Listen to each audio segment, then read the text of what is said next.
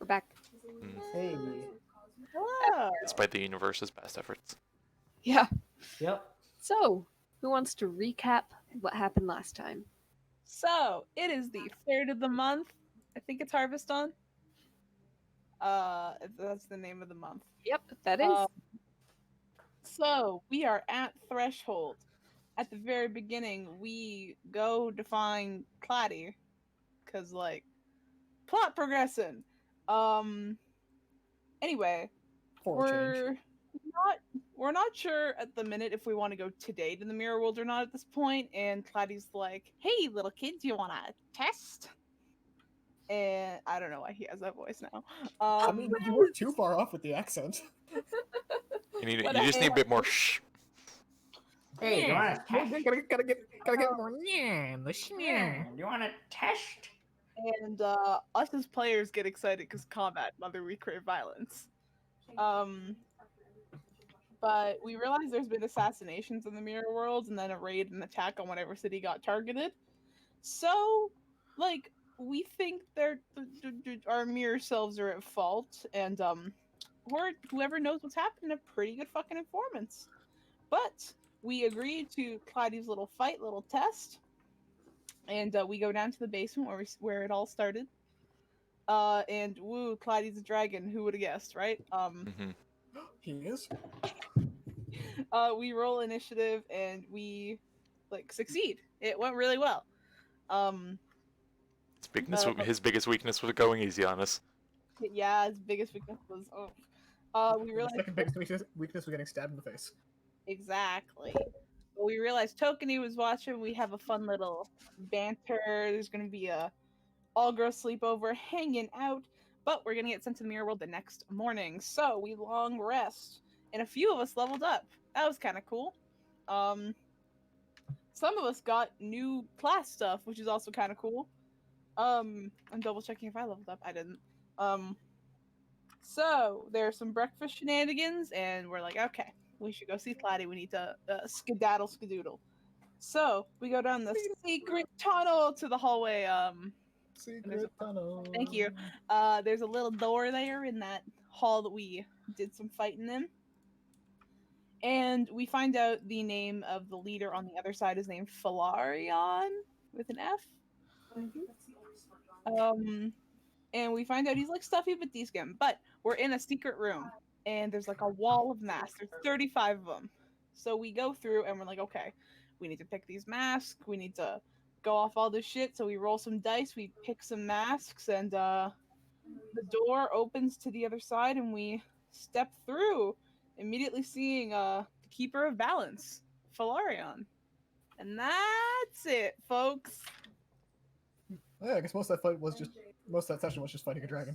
Yeah, I'm pretty sure. No, I only had like a page and a half. We also got masks, and they're cool. Indeed, I should add the mask stuff to my thing real quick. So, you exit into a high vaulted chamber, the mirror of the one you left. The translucent doors swing shut behind you, and you see a thin line of frost spread between and around them, sealing it off for the time being.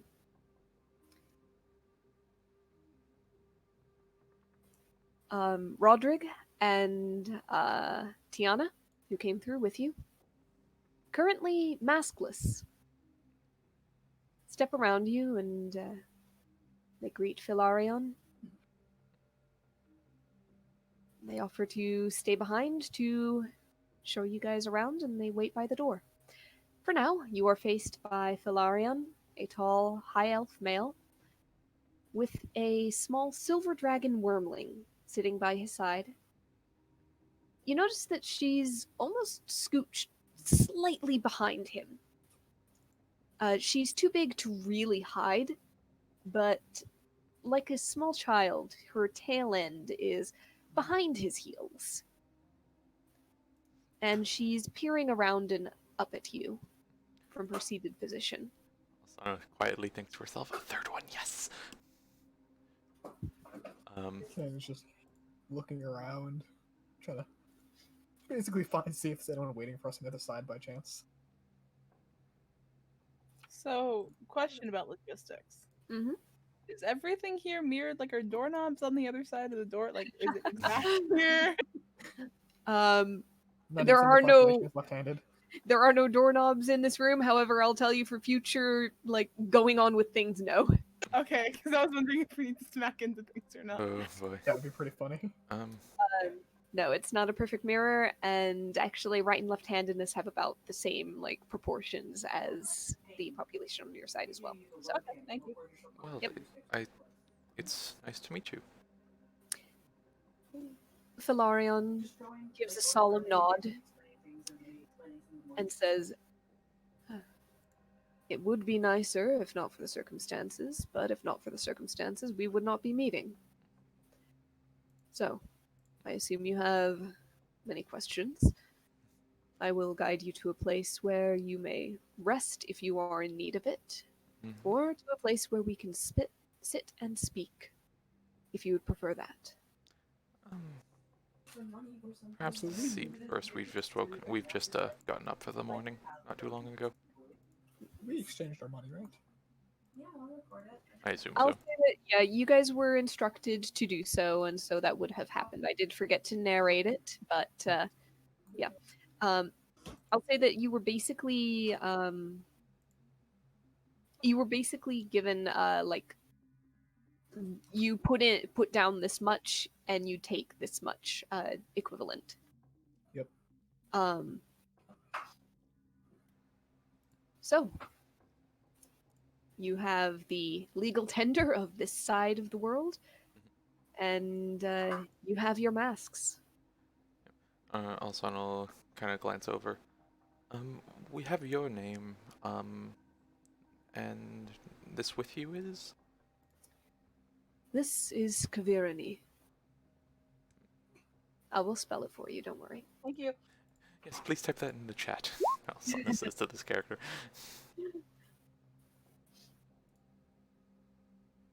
Kane is checking the room for ambushes, assaults, assassins. Roll a quick perception Aragorn. check.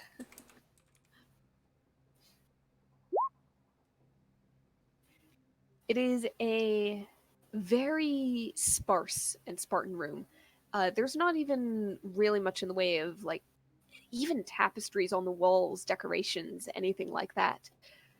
You see another rack of masks and other supplies, tools. On the wall, you see the chests in an alcove that seem to be the duplicates, basically, of the ones that you exchanged your gold and silver and so on in on the other side.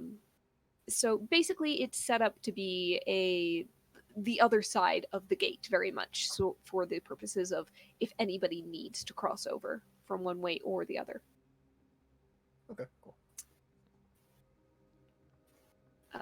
Filarion continues with the introduction.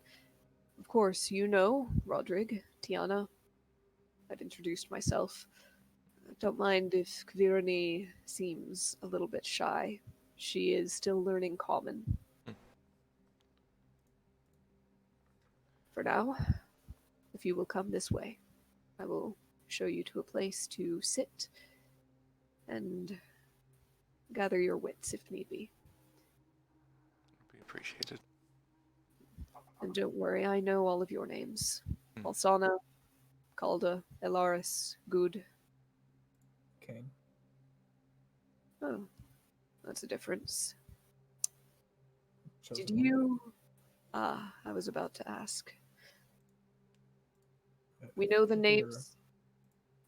figured in trusted company, I might as well not be associated with the same name if I can avoid it. That would be perhaps wise.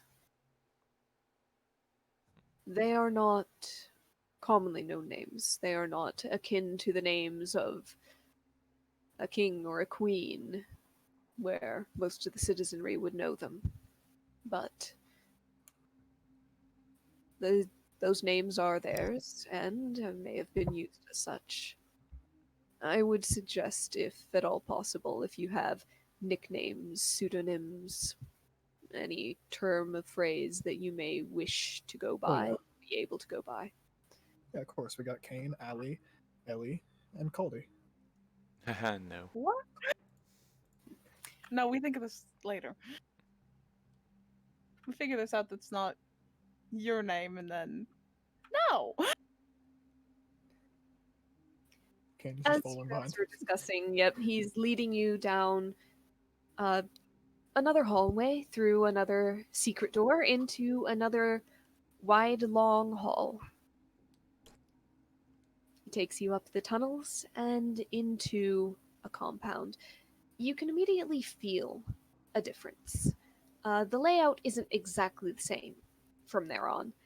It's a little bit different in style, in make. The construction seems to be rooted in a somewhat different era or type. There are more tapestries on the walls, more curtains, but seemingly fewer plants. You don't pass by very many members of this order or the keepers. They seem few, they seem hurried, they seem preoccupied. At a point, you pass by a cordoned off area. Go ahead and everybody give me a perception check. All right, not bad, yes. Just about to say Alsana blows out of the water. Just for the fun, Ilaris, could I have a perception check? Oh. Yep, sorry. Did you throw your computer? I'm not across the room? sleeping, it's just my neck hurts, so I'm leaning back. I and didn't my- say I didn't say it was. It just it was a very loud sound you got up. Playing with a pinched nerve. Get off my back. Yeah, I don't want to pinch another one. You're right. Yeah. Also, come on, Chris, get off my nerves. What? It was like right there. Fuck you. Roll be your a perception check. Great day, guys. Okay. All right. All of you notice this cordoned off hallway. There is a bit of a cool breeze coming down it. There's movement of air, fresh air from down that way. You see, as it turns a corner, you see more natural light streaming from around there. And on that breeze, you can just faintly catch the scent of almost a charcoal. Not fresh, not recent, but the remnants of what may have been a fire. I have some damages as of late. Filarion glances back and you see a little bit of a grimace on his face very briefly. Bit of an accident several months ago. We've been trying to reconstruct, but delays keep occurring. We haven't been able to rebuild as swiftly as we may have in better times, more peaceful circumstances.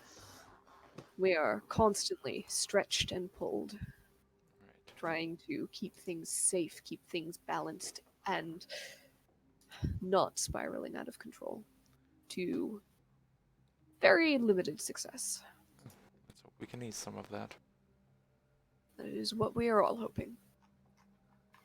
For now, I would suggest, for safety's sake, if nothing else, not traversing that hallway if it can be helped. Alright. We are fairly certain that the remaining structure is strong enough, but we'd prefer not to have an accident. If we find ourselves waiting or anything, I could potentially assist, but other priorities. Also, In- you said you all were hoping that. How much of a known quantity are we here? Those of the keepers are aware of the presence of other worlds and have been generally aware of this being a recourse, a plan for these sorts of circumstances. The keepers know, and even if those in the lower parts of the order may not have known, they likely would have guessed from rumors and hearsay alone. How many in the order are here right now? Seem less people than on the other side. On any given day, we may have up to 100. For the most part, we are out in the field and coming and going, and frankly, those 100 who are here, for the most part, are not frontline fighters. I myself am not well suited to such conflicts. I tend to keep to the books more. I'm only really the keeper, the leader, until such time as knowledge and wisdom may be gained and passed along to Kvirani here, and she may take up the reins herself. An admirable role. A stressful one. I think you'd be hard pressed to find one that isn't in these circumstances. That would be true. Here, this room we may use without fear of interruption, barring any emergencies. He opens the door, ushers you into what looks like a mid-sized, almost a conference-style room. There is a long table with chairs ringed around it. Some tapestries on the wall. These a small sideboard with a couple of pitchers and stacks of glasses on top. He walks over to these and pours himself out some water and says, "You are welcome to pour yourself a glass if you should like." Kane will pour himself a deep glass. Yep. And with that, he heads over to the head of the table, sits down. You see Kvirani, who kind of came in quietly, shadowing him, perch herself beside the chair and rest her chin on the corner of the tabletop, just watching.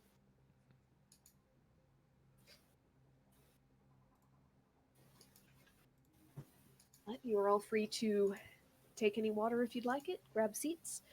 When you do, Velaryon opens his hands on the table and says,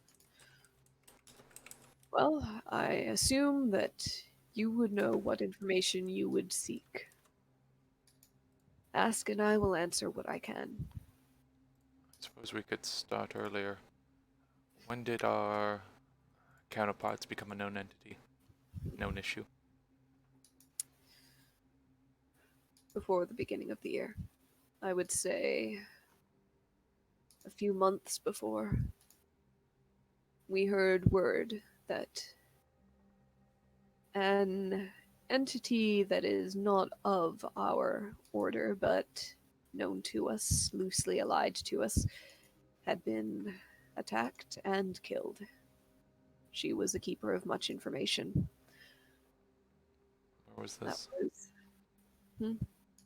Where was this? beyond the borders of Galgaea, beyond the Dragon Spine. She kept to herself, not in any city, but in a mountain lair. She was not humanoid, but intelligent and concerned with many of the same things we are. Keeping knowledge, keeping balance, keeping terrible forces at bay. Were any of them individually known before that, or was that sort of that little thing of, oh, these people exist? I'd say that was likely the greater introduction to them. Had they turned up any trouble before then, it was small enough or local enough or anonymous enough that we did not and do not know. What major evils are each of us known for?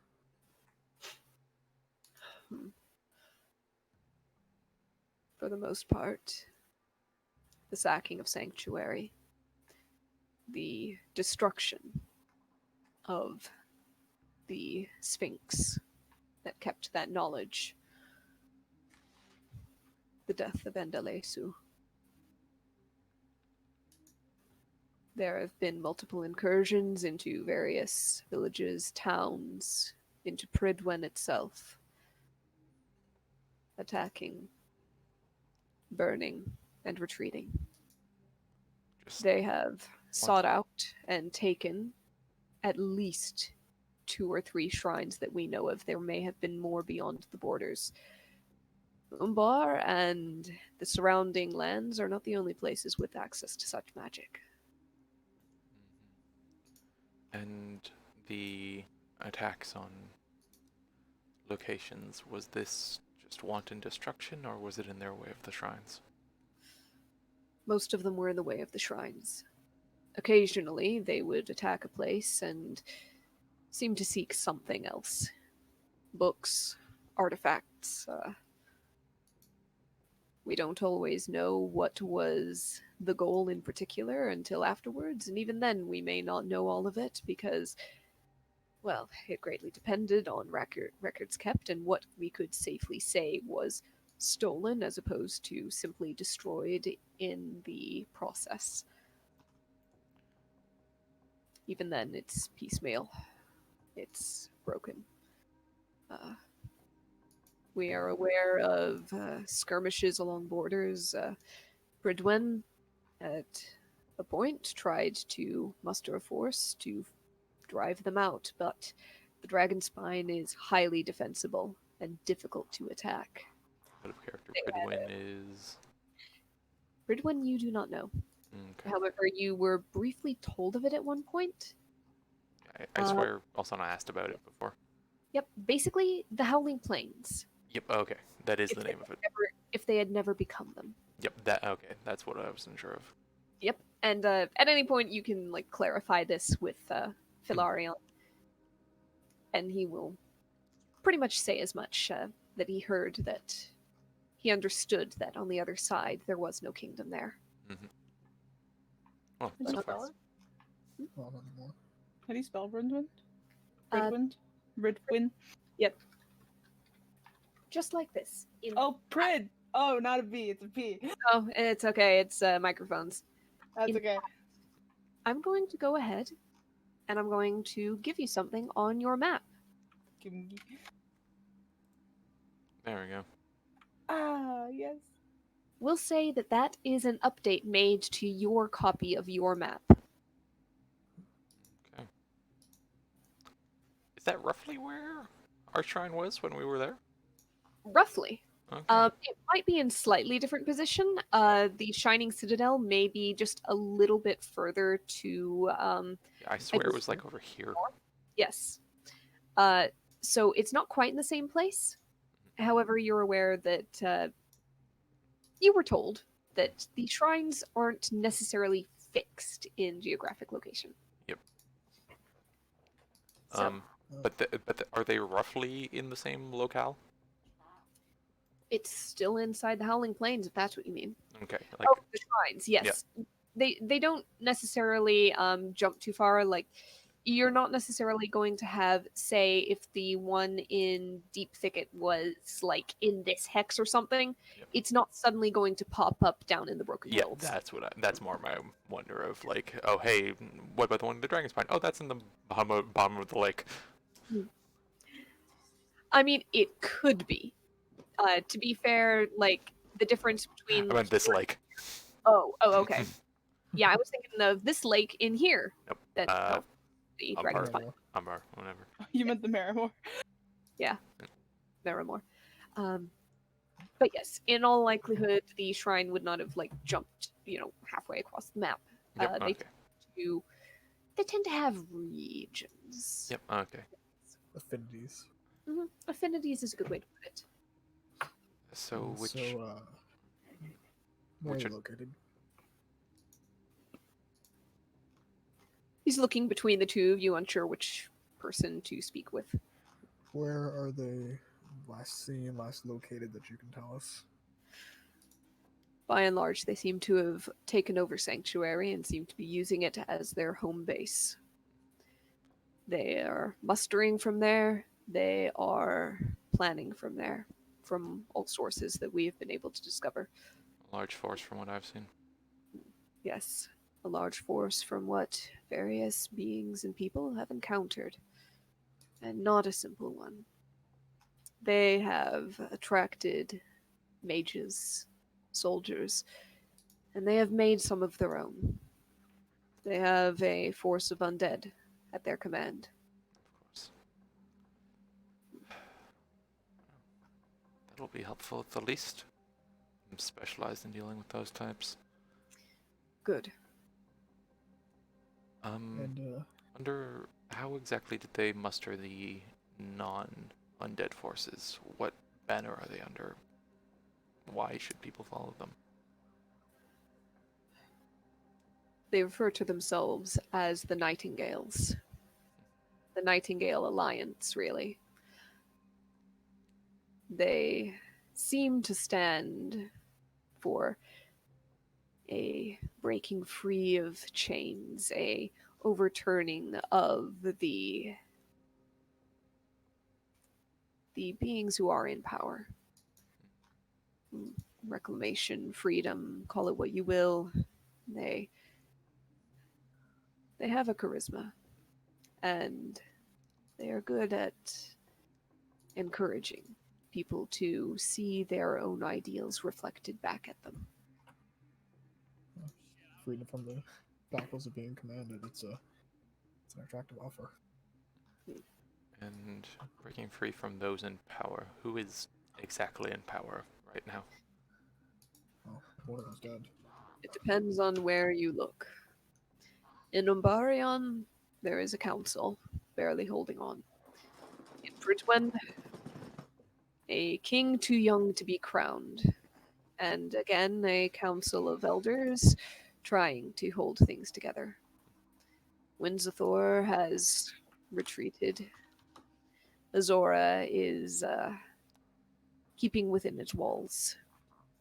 Releg and Umbar had been fighting until, well, the assassination, at which point Releg was able to claim a victory. Umbar was forced to sign a treaty and draw itself in to stabilize its own internal affairs, Assassination by the Nightingales? we presume. At the very least, it coincided with some movements they made and was done in much the same manner as the assassination of the Queen of Bridwen.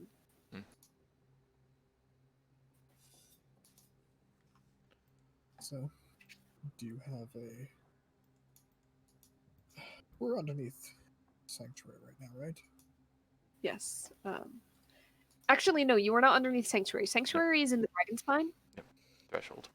You Threshold, are sorry. in Threshold, you're not underneath it. But yeah, it is still called Threshold. That is the name of the island. Okay. And they're in Sanctuary. Yep, Sanctuary is the place that doesn't exist in the Dragon's Spine. Yep. Gotcha. Okay. Actually, he'll go I thought they ahead were and- referring to Threshold as the Sanctuary. Nope. That explains a lot. Yes. I'll go ahead and put that on the map layer, or token layer rather, too, because he would make that update to your map as well. So Makes sense. Sanctuary is about there. I wonder if the Rocket Soccer robot's going to be part of this. John Keyboard. Sorry. Alright, and of the fortifications, is it a castle? Is it a... It is carved into the Temple. mountain itself. It's much the same as what we found, probably a bit more developed. There are outcroppings, there are outbuildings. There was a small but developed town in the foothills beside the lake. But it is Turned well to fortified. Asana, I've heard legends of druids that can make the earth quake. Can you do that? Why do you ask? They're inside a mountain, and it's a lot easier to deal with a bunch of forces inside of a mountain if you give them an earthquake first. Not quite there yet, but moreover, I feel like that would just be a lot more destruction and difficulty finding bodies than anything. Oh, I'm sorry, you planning to go with this with the peaceful route? It's hard to confirm they're dead if we can't see a body. I'm Additionally, not I worried would about killing them. I'm looking to knock down the forces of undead and the mages they have in there. We could cause a landslide maybe into the little thing underneath if there we saw troops there when we scried. Oh, not all of their forces are kept within Sanctuary. They No, have of course not. But, Oh no, but a number of them are, so and a It number of is- them are living people. it's their center. It is not everything they have. By and large, you will come across any number of encounters, skirmishes on the roads between bands of theirs and soldiers belonging to Pridwin or Umbar, or even agents of the Keepers. you found my good information. But Alsana, Frank, oh, my lights just flickered. Hmm. My power might be going out. Hold on. Hey! Technical difficulties. Okay, the lights have stabilized again. Hopefully they stay on. Maybe your light bulb was just dying. Nope, because the fan also started turning off too, and so did all the lights and the AC in my house. Oh boy. But it's back on now. Alsana, make peace with it however you'd like to. Say you're saving lives by doing it. Say they're not from our plane, so it doesn't matter. You can't be merciful with this. We are here to stop a scale of destruction that supersedes whatever moralistic high ground you have. If we're going to go in, I'm not holding back and trying to save people, and you shouldn't either. If we can decimate their forces, not get anyone hurt doing it, we're the only 4 people here who can do anything. and if these Other- people are powerful enough, if the 4 are the only ones that die, they could bring up others to power and cause more issues again. Like I said, I'm glad you Make have the peace with however confidence you'd in like me to. to think I would jeopardize this whole ordeal over something like that. I'm not thinking you're jeopardizing anything, I'm- but we need to be on the same standpoint. I don't Last think you time are, someone- Calda. She head turns to Kane. last time someone earned their death, you brought them back to life. I think I have the right to be concerned. So, if we can find a way to make the enemies far less of a problem, destroy a lot of their support systems, force them to rebuild, and injure a good number of them in exchange for what? Standing on top of a mountain while it shakes? Sounds like a good plan to me. I would suggest good start. this. You are here to deal with your counterparts. You are not here to wage an entire war, just the 4 of you. It would be remiss of us to put such a burden upon you. Mhm. No matter how powerful, how strong you may be, numbers will out. Of course. And even you can be exhausted or overwhelmed. Of course. Our intention is not to place you in front of their entire forces and say, destroy this, get rid of this. Our intention is for you, as people who know yourselves best and can face them, to do so. And that's why I ask, because if I were the one doing this, I had to sit inside my little fortress and wait for you all to come to me. If you would not do so, then where would you be? I mean, the Howling Plains aren't the same thing, but that's where I'd go next. But if I was looking to get the anger out and cause some destruction, I'd probably go straight to Tanager. Or Winzathor. Winzathor is the center of culture, it's the center of life, at least on our side. Tanager has personal connections. Either one would be really good targets. Winzathor said they've already retreated, so at least part of that is done. They are retreated within their own walls, Hmm. by and large. Also remember that the ones on this side have a proper objective, Kane. Yes, To get here and to break through. of course. And Winzathor on our side had an entire cult just sitting down the river. It was protecting a well-known shrine. That Point. shrine was taken by them. Speaking of, Though which ones have been that you know of? the one on the Green River, the one in Sanctuary, we can only assume after they took it. We are relatively certain that they found the one in the Greenwater Wood. We believe that the one in Pridwin remains protected. We do not think that they have crossed the Merrimore or the rivers crossing out of it. Soren Wood we are uncertain of. That is why we say perhaps 3 shrines, perhaps 4. Alright. So in that case, personally, I'd want to complete the set.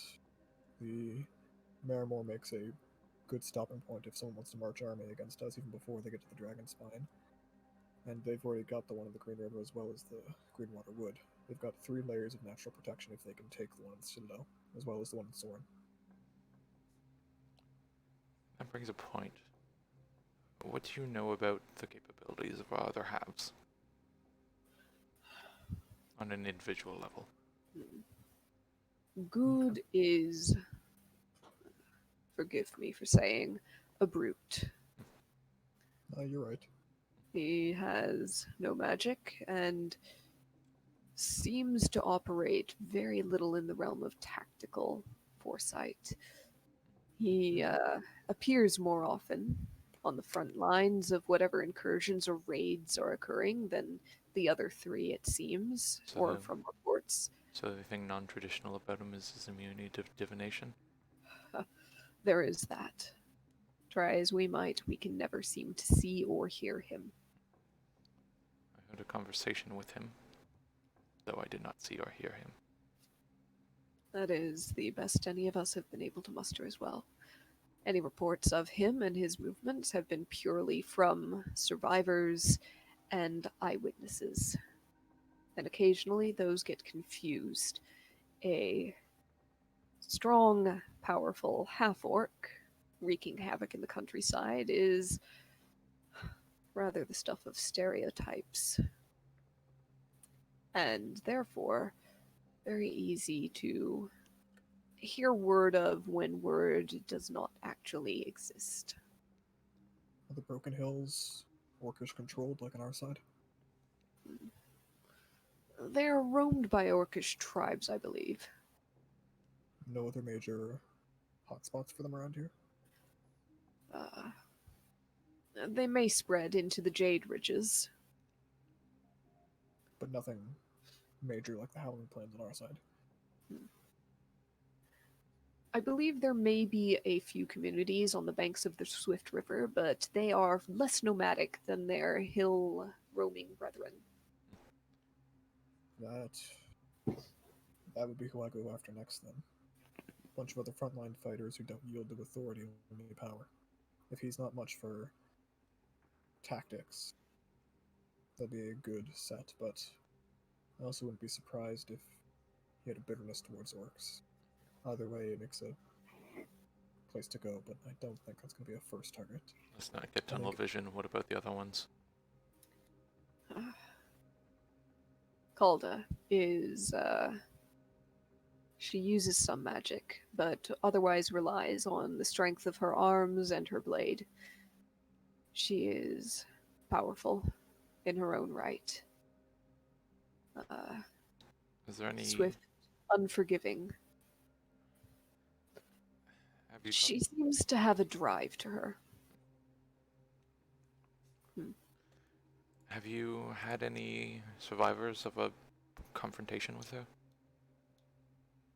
None that faced her directly. Any that have taken an injury from her?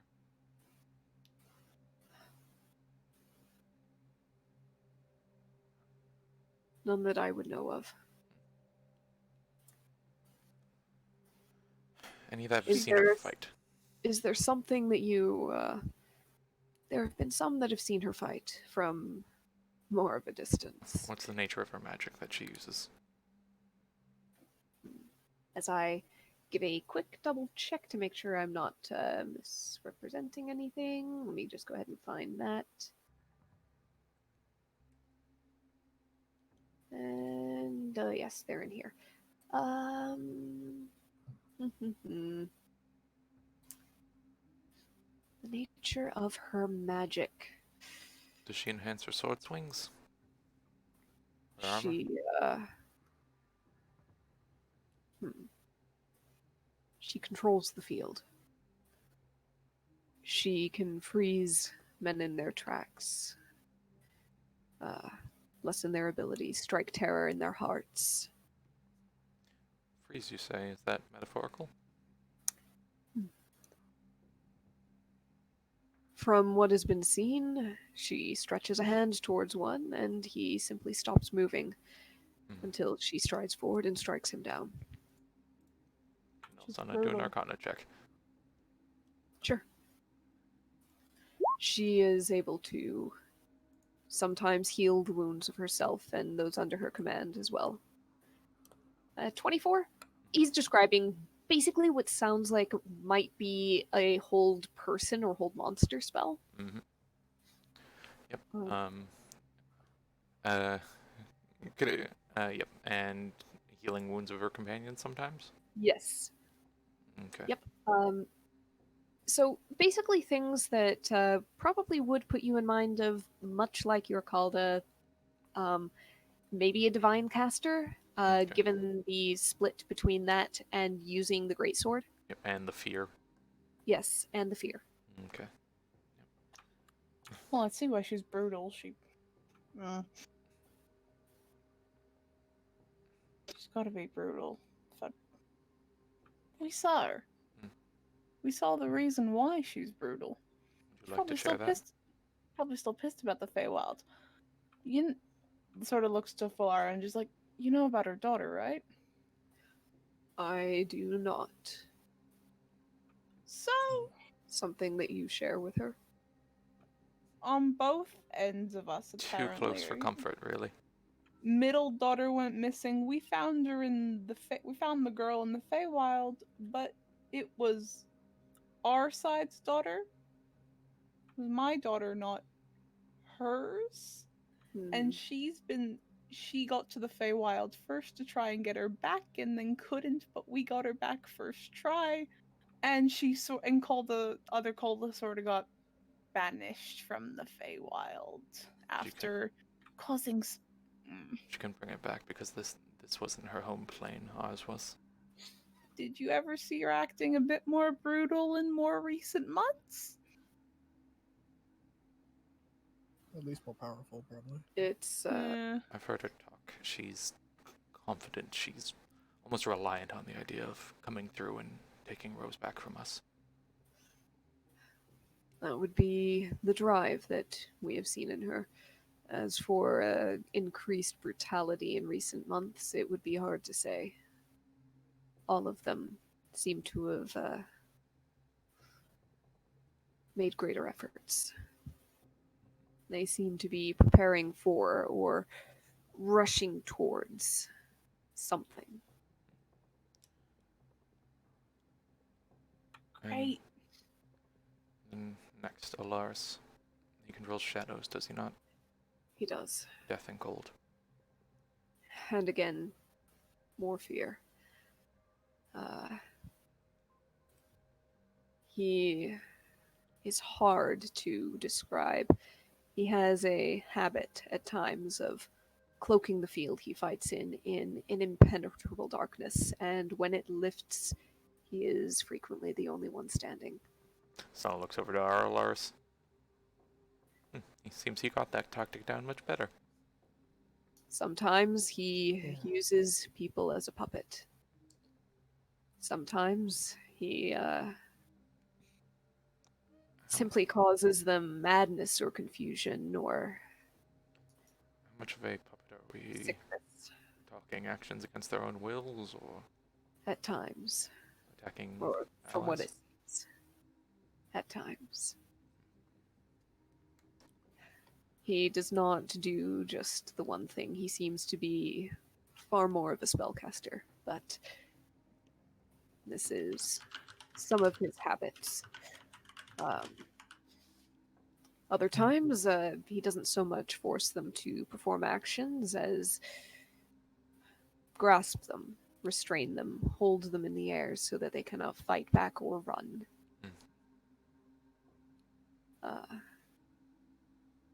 His very presence is described at times by those who escape and survive as a weight on life.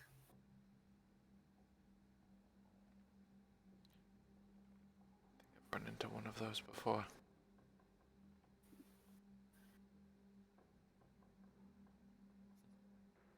Actually, if this was planned much earlier, that's a hilarious coincidence. Hmm. That one time Alaris did the darkness spell in the room that had the anti-healing. That was not fun. No, that was not, and apparently he has both. Yeah. It's almost like Ariel had that session and went, "Oh, this looks terrible. I'm gonna throw it at him more concisely this time." I can't believe you. And what about the this side's Wicked Witch?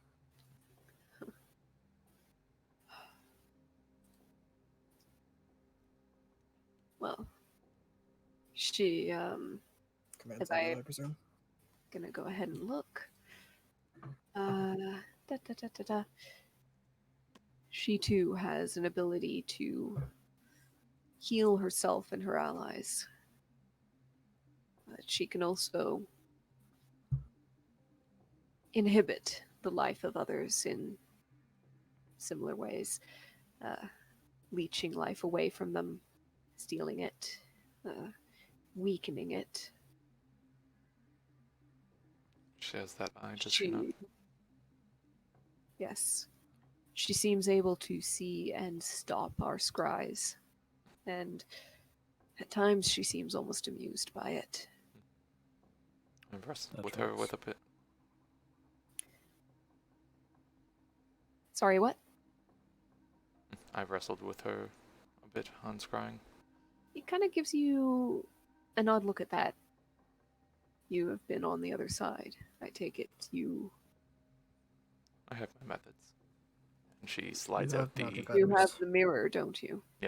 puts it on the table. You hold the one She- on this side close, yes? Yes. I have a Keep- question. We keep great care of it. I would suggest you not lose that one or misplace it while you are here. I was gonna say, is there any way we can send it back over? Not easily. And not while the gate is sealed. And not In that immediately. case, I think I should keep it. If anyone should, I can't be pickpocketed. If they get that mirror, it's no use to us here. Yes, it is. What if I I want can- to check up on home? I can look on them. You can do Easier. it home, why can't you?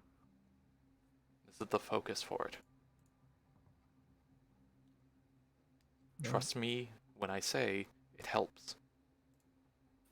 yeah, that's fine. Just day to day, I feel like I should take care of it just to be sure.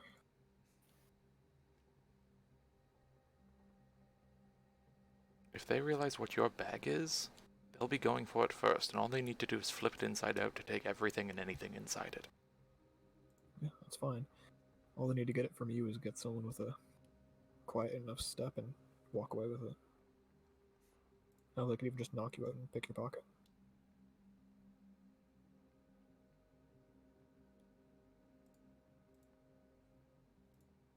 If you think it Which that one? much of a risk, we can leave it here. No, because I trust us more than I trust it being here. But it's your item. Do what you want with it. Just I've expressed my concerns.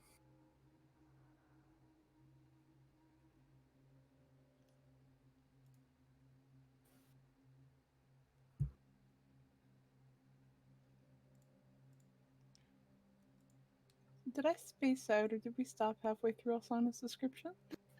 Kind Yeah, of. There was you got sidetracked. Yep. Okay. So, She can having wrestle with divination, yes. Yeah. yes,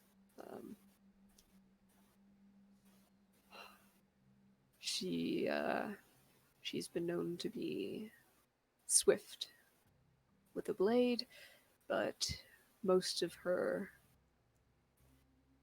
Most of her interactions in battle have been based in magic. She is a spellcaster first and foremost. And Yes, she has taken the scales. Crudely made armor. Yes.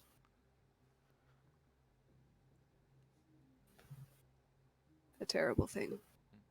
Is she the one at least suspected to be responsible for the undead forces? She is our best guess. It is either her or Alaris, if not both, from our guesswork on the matter. That makes sense. You said they had a large force of undead, yes? Sizable. Where? And frankly, they have a habit of not leaving bodies behind when they can manage it in their skirmishes. Yeah, makes sense. What better way to build an army? Just checking something real quick. Mm-hmm. Where was the last place the undead were seen? Place. Singular. No. In large numbers, I mean. It's not a single cohesive force. They rove in bands. Consistent Often under threats. command often under the command of a more intelligent officer or a side of a living force. But Something they were having to do with navigating it around and moving it all at once. Could also make an Arcana check for, like, the thing with that much undead being graded? how much undead being graded? Created. Created. I'm going to say right now it is not based on existing D&D spells. Yep, okay. That purely just...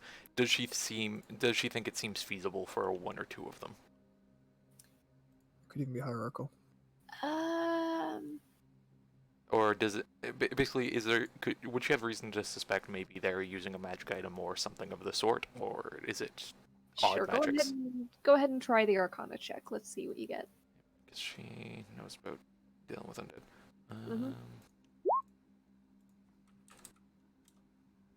21. Right, 21. Difficult to say. You would know that for most spellcasters, there would be a cap. For example, Seraphina.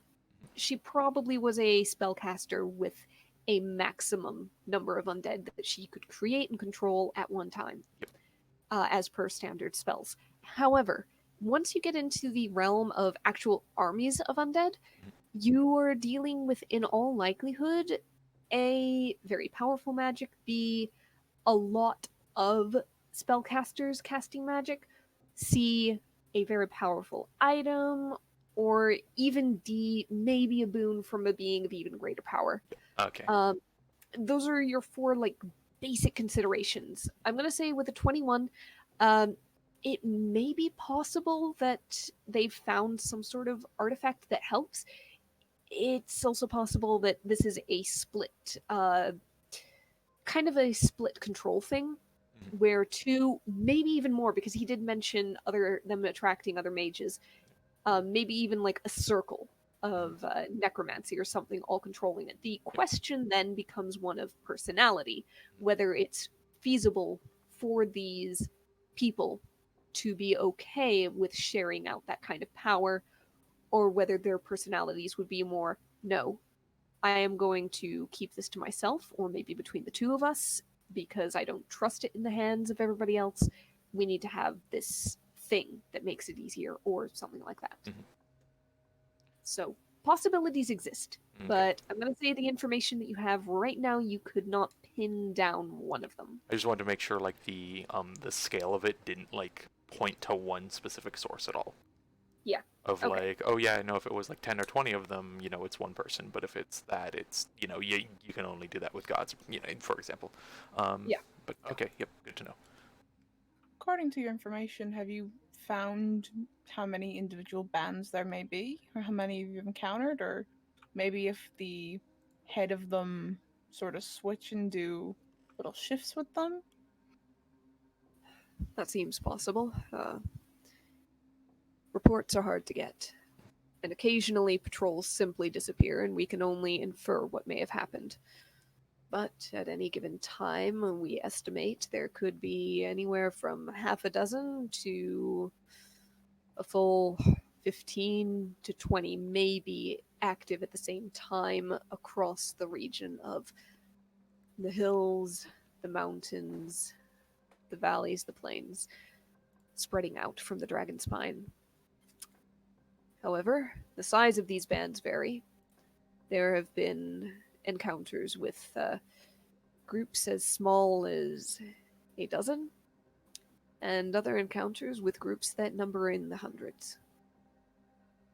Those tend to be more focused raiding attacks, though. Do you find maybe the bands loom right before an attack happens on an area, or like they're scoping out the place? Very likely. We suspect that the way they operate is by sending out small bands, scouts, in a sense, that do more opportunistic or required or defensive fights should they be encountered. But when it comes time to marshal for a more concerted effort, a number of bands will come together in the same region and then attack. It makes them more difficult to predict, especially since we have to rely on fragmentary and occasionally missing reports from Pridwin, from what little we can get out of Azora anymore, and from the banks of the Maramore, and what few forces of Umbar are still active and willing to share information. If you have any particular members you are missing information on, I might be able to aid in that.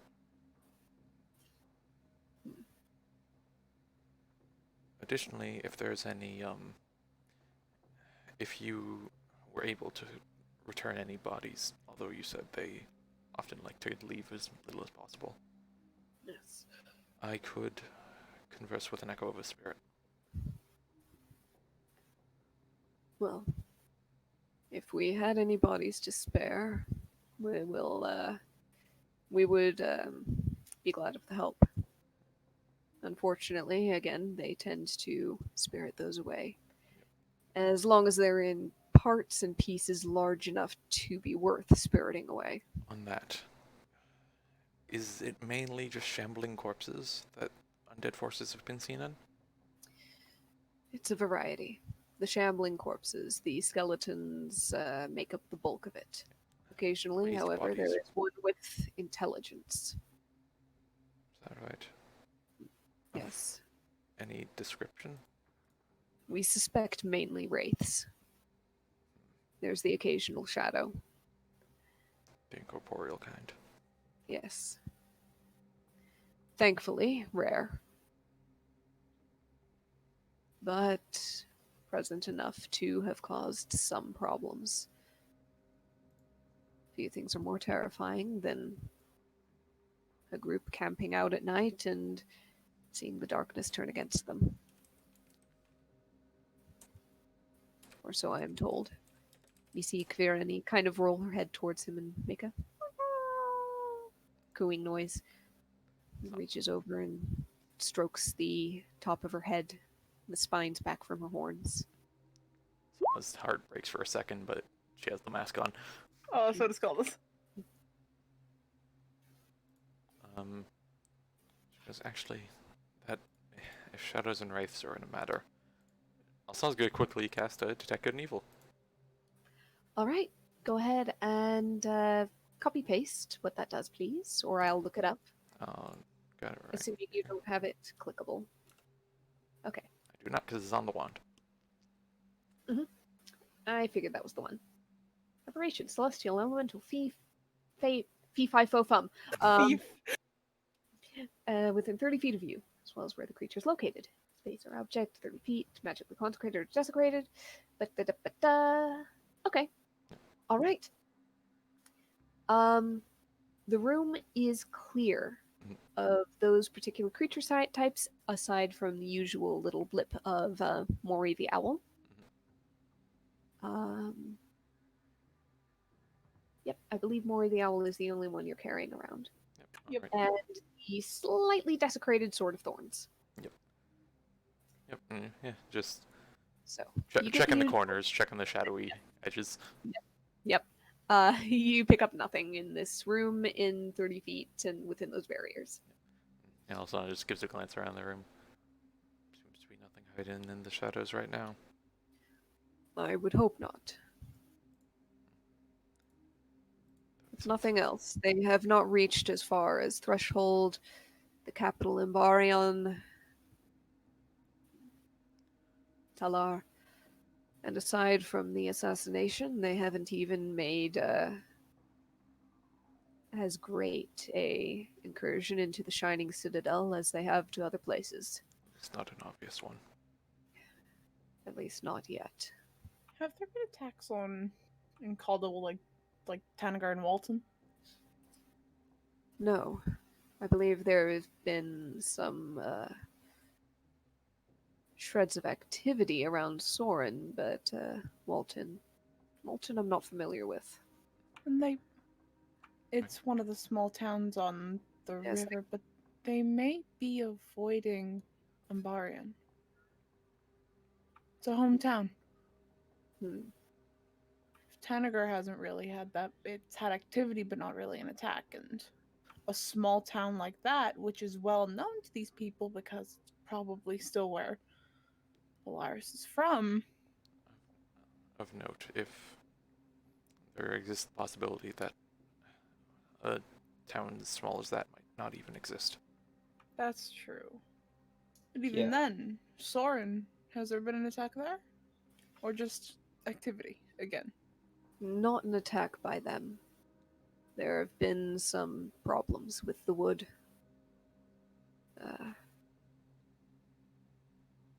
But it does not seem to be sourced from them.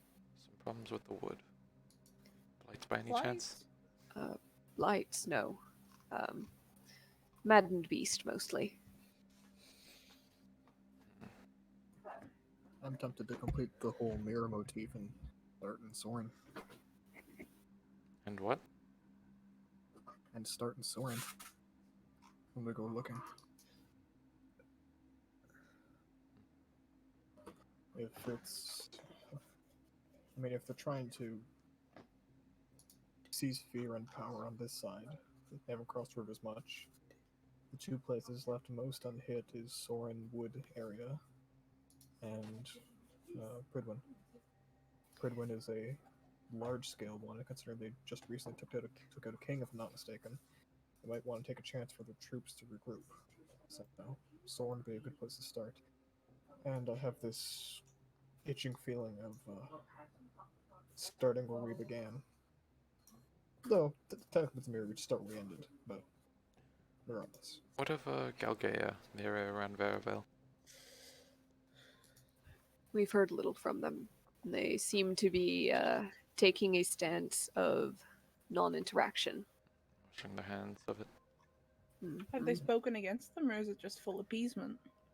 It seems to be mainly appeasement, and that colored deeply with the idea that, how did they put it?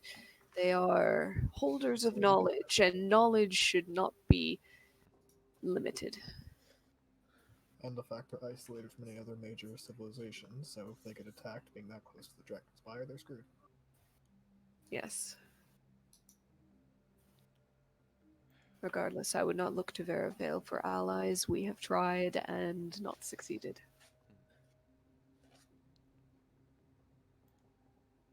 So, what do you guys think? I don't know about you guys. I'm curious with Broken Hills. I'm curious if we can get some help from them, but I don't think it's worth the journey yet. Keep in mind, I cannot simply whisk us there as easy. That's what I mean. Any journey here, it's a journey.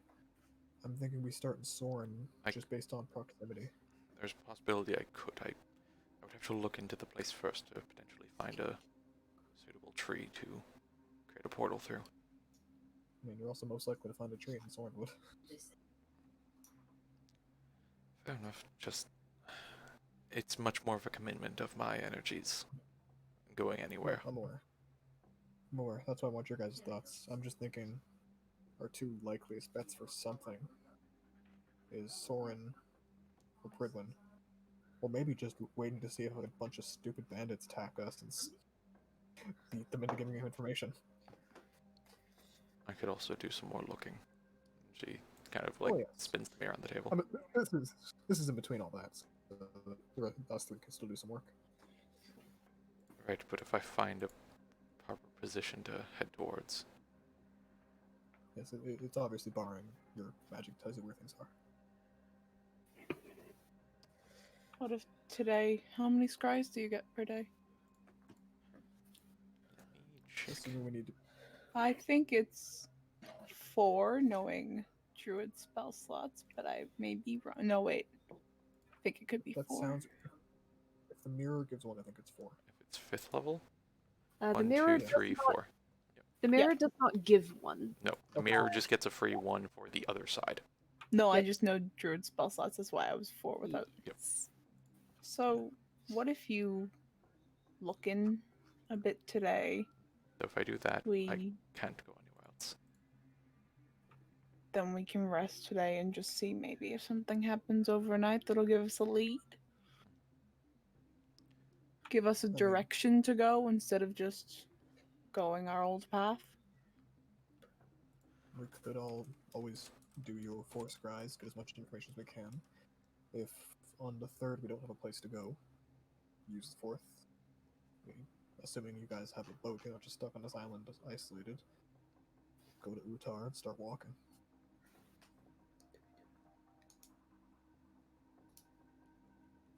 Which way does the river flow, the Drake run? Is it reversed here? Nope, it flows from Windsor down to the Marimore. Damn, okay. Worth a shot. So I'm just reading scrying for a second. Yep. Because theoretically you could do 1 for each of us 4, minus me obviously, and then 1 to, if we don't have anywhere to go by then, 1 to either Soren or Pridwin. Or Ambarian. Say that again, sorry. You could basically scry each of the 3 that we can scry on, obviously ending with Osana. Yep. And then 1 scry on either Soren, Pridwin, or maybe even Ambarian. So just to look in there. It's a place you've been before. Does that count that we've been? Here's the thing is, for places I would look into, I would basically be banking on scrying first on someone I know is there. Yeah. Well, we have one for Ambarion if stuff's still the same. Yep. Alternatively, we could just go somewhere. Like go wherever a person we see is if they happen to be near a tree. Hey, and also just if at any point we find an extra scry, do I see where Roy is? Because if the 2 of us are far angrier. Didn't you already scry on Mirror? Yeah, Alzana already looked in on Yeah, her. you did. Did we? Okay. Yeah. He was being a whore. Yeah. Was he? Yep. Do you know where he was being a whore? Yeah. Did you get like a tree? He was in a bar. Okay. It was a little non-specific, but not much seemed to have changed. Yeah. At least on that. Why is he still alive? Well, honestly, at that point too, we could also just be like, hey, what's the name of the current ruler in Windsor or what have you? And just go from name. That. Someone I'm aware of. No. I just need to hear about the target. So should we start with scrying and move from there? I suppose so. I'm trying to remember myself here. Was it Alaris or Calda who was? It was Alaris who was leaving last Alsana Scried, right? He was going off to do a thing. I'm trying to That sounds find right. those pages right now. I think it was Alaris though. I believe sounds it right. might have been. Yeah. Yeah, he was taking like a small band. Yep. Yeah. Actually, also on Um, last then is like, have you? About a couple of days ago, I think. Yep. Okay. Also, I will ask, like, have you heard much in the movement of Alaris recently? Last 3 days. The last few days. I viewed No. him exiting the exiting Sanctuary with a small band. No, I have not. Well, suppose that's a good place to start then. All right. Alsana would like to scry on Miralaris. Okay. This will be with a different DC, really, because it's your spell save DC with the appropriate modifier since you're no longer scrying across the void is separating the halves. So, Hey, question. yes. I've got regular Lars sitting right here. Is that a likeness or picture? You know what he looks like? Yeah, I'll allow that to count for likeness. You are not going to be familiar with Mirror Alaris, but I don't think you'll be unfamiliar either. That's going to be a First flat hand? 0. Yep. Yeah. Yeah. So, Also, just like puts a hand on your face, just like, well, puts the mask up for a second. Yeah. all right. So, what would the DC be? I believe it would be, the DC would be 18. He would have a -2 on it though, on the save. Yep. Okay. 19. So Sorry, my save is a 19. all right. Your save is a 19 and a -2, so essentially he has to get a 21. Let me just go ahead. 1 second. Okay. All right. So, wisdom saving throw. All right. So, you lean over the mirror and you fix your mind on not the Alaris beside you, but the counterpart, the one that you know is somewhere out there in this world. The one with the worst haircut. One with the terrible facial hair. You fix this image in your mind, and you cast it out. And you see the mirror shimmer. And it begins to shift from a reflection of your face and the room around you to a scene. You're looking down as... Yep, a little bit of keyboard. You're looking down onto the mirror Alaris's back and shoulders as he seems to be walking down a much darker, closer stone hall, lit with torches, darkened with soot, dirt, any other refuse, perhaps some mold in the corners. The stone bricks are closely fitted, but there is the occasional patch of mortar and some of it seems crumbling. He carries a smooth wooden bowl in his hand.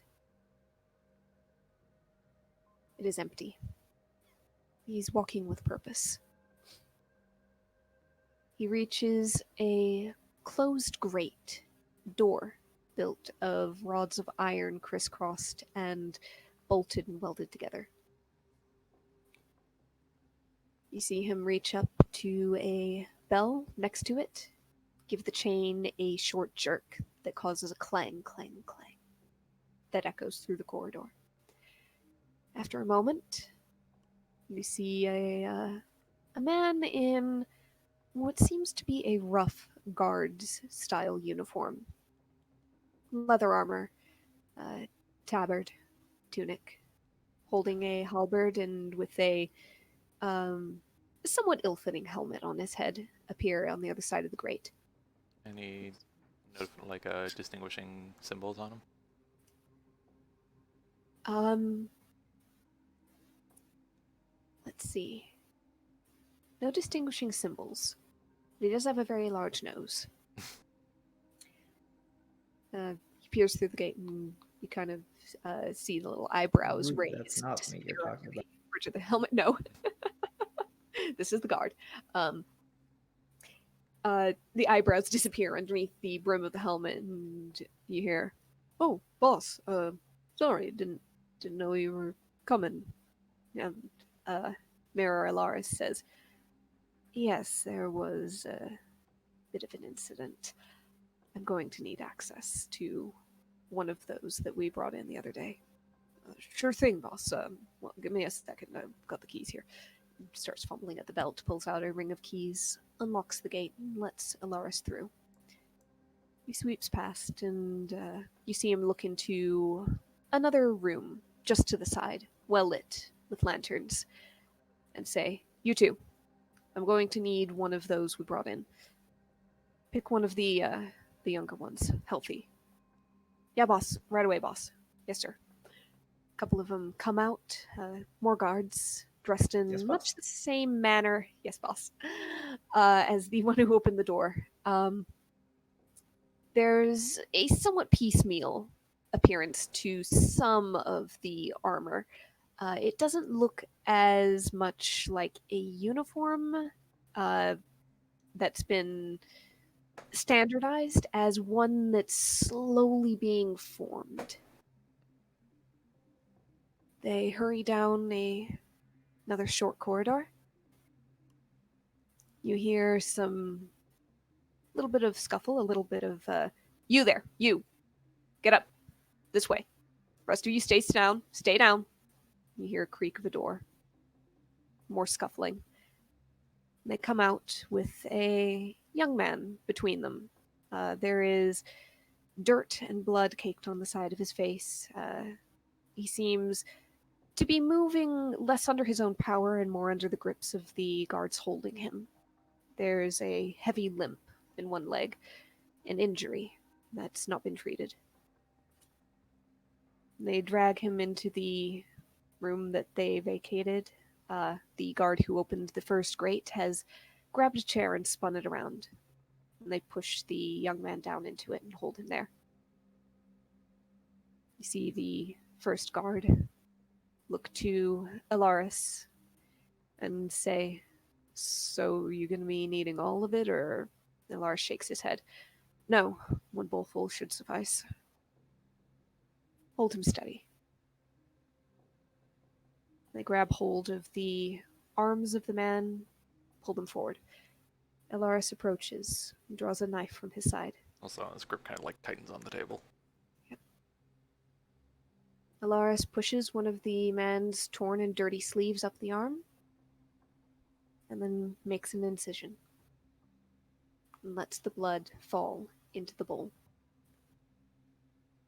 It looks almost like a medical practice, sometimes found in places without access to a healer, or much herb lore, or magic. An idea of letting out blood to balance the body again. But it doesn't look like it's meant for that purpose here. Usually also knows that's bullshit sometimes. Mm-hmm. Yep, you see the man's head loll and he kind of groans and struggles, but only briefly. He seems too weak to put up much of a fight. After a while, the blood has filled the bowl nearly to the brim. And Alaris takes his hand from the man's arm, looks to the guards and says, "Bind that up. We don't want him bleeding out completely. We can get more use out of him still." "Thank you, gentlemen. I will return when I need more." With that, he leaves the room. One guard follows behind, the one with the keys, to lock the door. And as the scrying spell follows Alaris away, you can hear the faint scuffling of them moving the captive back to, presumably, cells deeper in. You continue to follow Alaris upstairs. He is walking slowly and carefully, not letting any of the blood spill. He goes deeper down a hallway into an area without windows, far within whatever structure this is. Likely sanctuary again. The stonework looks familiar after seeing them in it so many times. It seems whatever excursion he went out on, he's already returned. After a bit, you see him knock on a wooden door, again windowless. He doesn't pause or wait long for an answer, just pushes it open. Peers his head in. You hear, "Hey, brought you something." He steps into the room and lets the door fall shut behind him. It is dark. Asana, you're only seeing due to your dark vision through the scry. You see him step into the room towards a wooden table, small, with a chair in front of it. And you hear from further within the room, "Hey, Dad. Thanks. I am sorry. I woke up and, yeah." And you see little Gage, kind of coming around a small corner. He's wearing what looks like basically a nightshirt rather than day clothes. He seems frail and very pale in the dark. He moves towards the chair, pulls it out, sits down, takes the bowl in both hands. Yeah, sorry. And he ticks the bowl up and tips it and starts to drink. Ilaris reaches over and very gently pats Gage's hair smooth. "Yeah, no problem." Alsana, do some sort of check. You may do, let's say this is a nature check. I realize your bonuses are the same, however you can't do guidance because you're currently in the midst of the scry. Is Mir Alaris a fucking vampire? It's baby Gage. No, fuck this. I am very What? interested in this. I'm using my inspiration. Okay, go for it. Oh my god. 22.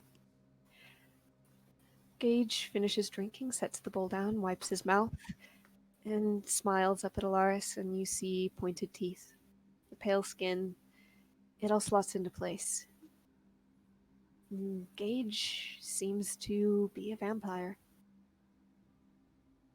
Does Alsana see similar in Alaris at all? No.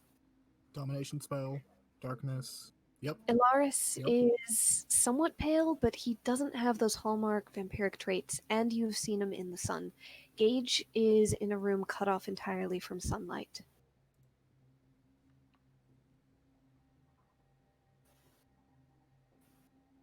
Gage also is wearing night clothes and mentioned waking up. It is, right now, morning. Yep. Bit of a late morning, too. And as Gage smiles, Alaris just kind of pats his hair smooth again, kind of runs his fingers through it. "Feeling better?" "Yeah. Thanks." "Alright, then you should probably get back to bed." "I know. It's boring being up at night. Nobody's really awake. Oh, aside from night guards and everything, and they don't really, I think they're kind of creeped out by me." "Yeah, well, that's their problem. You're just gonna have to get used to it." "You know, your mom's trying." "I know. And, I just wish, yeah, we'll find a way. Can't keep the sun from me forever." "Yeah." Gage reaches over and gives him a hug. "Alright, I'm gonna try and get some sleep. Good night. Well, good day." "Good day." Gage disappears into a room further back, a doorway, shuts it behind him. Ilaris picks up the bowl, takes it over to a small bucket of water and washes it. Sets it to dry. And exits the room.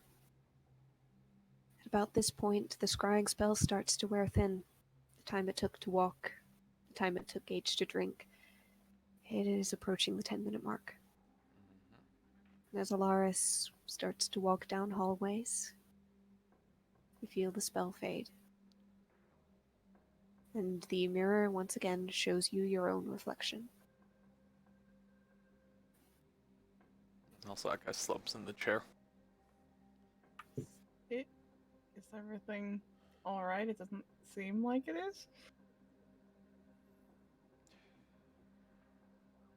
It's...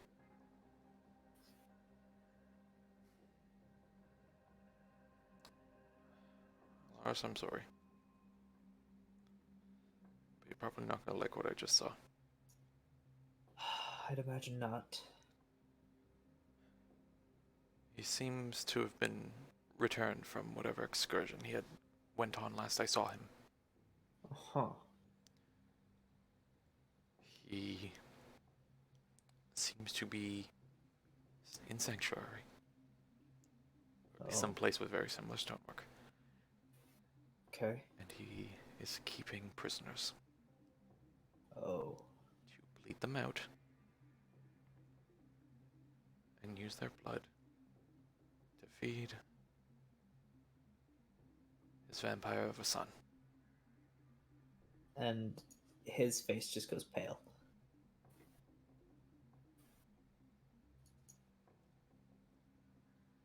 And how certain are you of this? The kid drank a bowl of blood. I mean, I saw the gonna pretend like I'm fangs. looking for water. Okay. Well.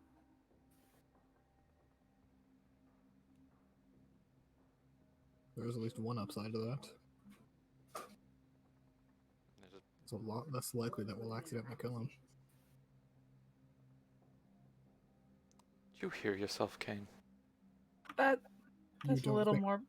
You don't think one of them would be against Just him shut up. using Just shut him up. as a shield? Alaris is not happy right now. He doesn't need to hear whatever you're about to say. No, not the fact that we Just can shut up. probably do something to fix it.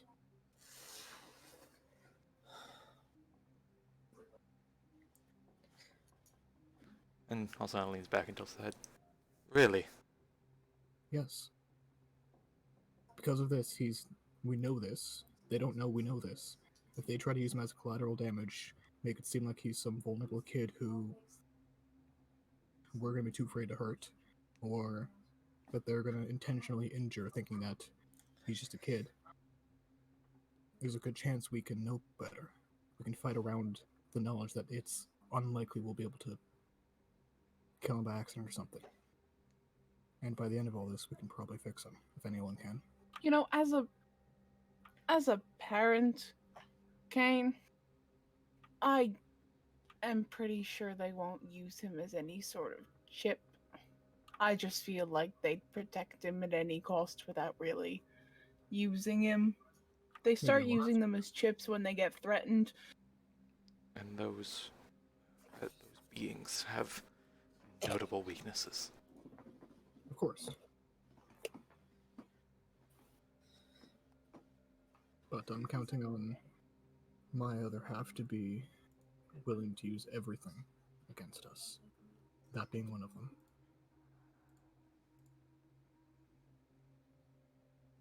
Valarian leans forward a little bit there and, pardon, but I did mention good is not the tactical sort. True. They're not one-to-one. You may have insight into him, but I wouldn't fully expect him to. If you're thinking in terms of using points of leverage, then I'd say that may be a distinct difference between the two of you. Possibly. Regardless, it means, at the very least, that Mirror Gauge is more likely to survive everything in any situation.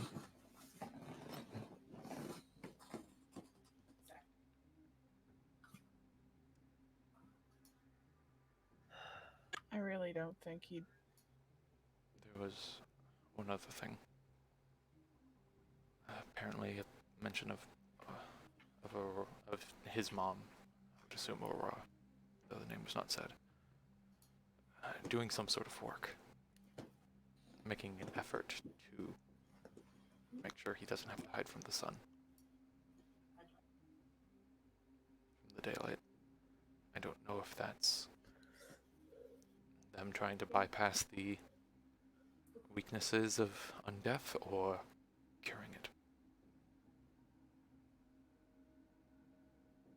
But it just serves as a good reminder that it's not just us on the other side here. And they're not going to be removed from their families. Do you think everyone's families moved to Sanctuary with them? It's a possibility. Gage is there for the sake of, that protection at that point because of Source. Yeah. Maybe that's the next scry we use. I could check on Corn, probably. If we were thinking about looking at Bar or anything adjacently, there'd be one person who might be there. Plus, we'll know if he's underground.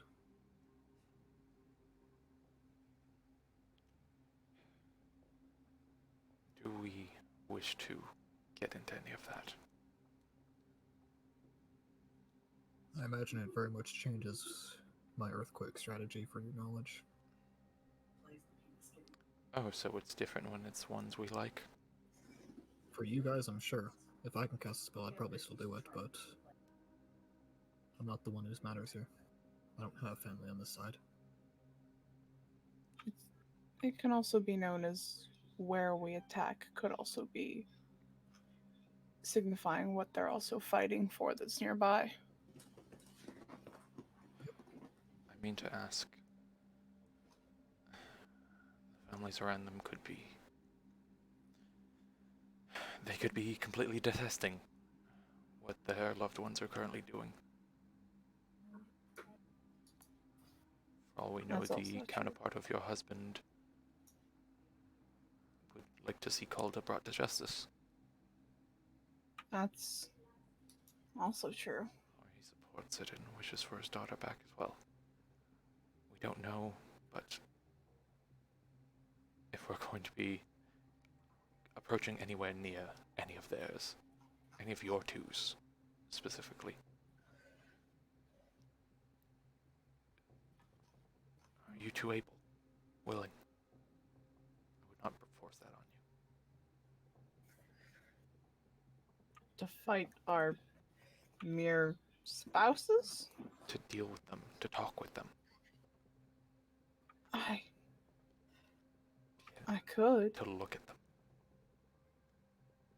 That'd be a little more difficult, but just gotta keep reminding myself that it's not them. Seems easier said than done, but that seems to be the only way we can go around this. I'll just say it outright. One benefit of having a angry orc with an axe is if there's someone you don't want to have to see, just send me that way.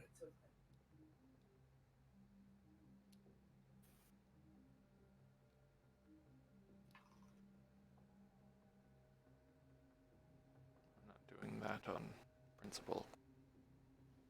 I mean, if it's something where they can't do it, I don't want her to do it instead. Just... If... For example, if Aurora's in a spot where she Bless you. detests Alar's actions, and would like to see him stopped, but is not actively going against him, let's say. That could be a method to get Alaris away from the rest.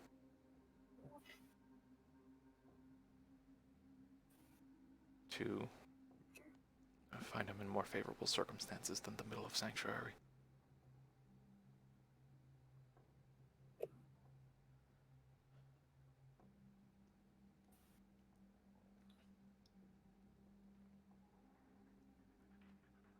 Is it possible that he's looking to the dude whose name I can't remember.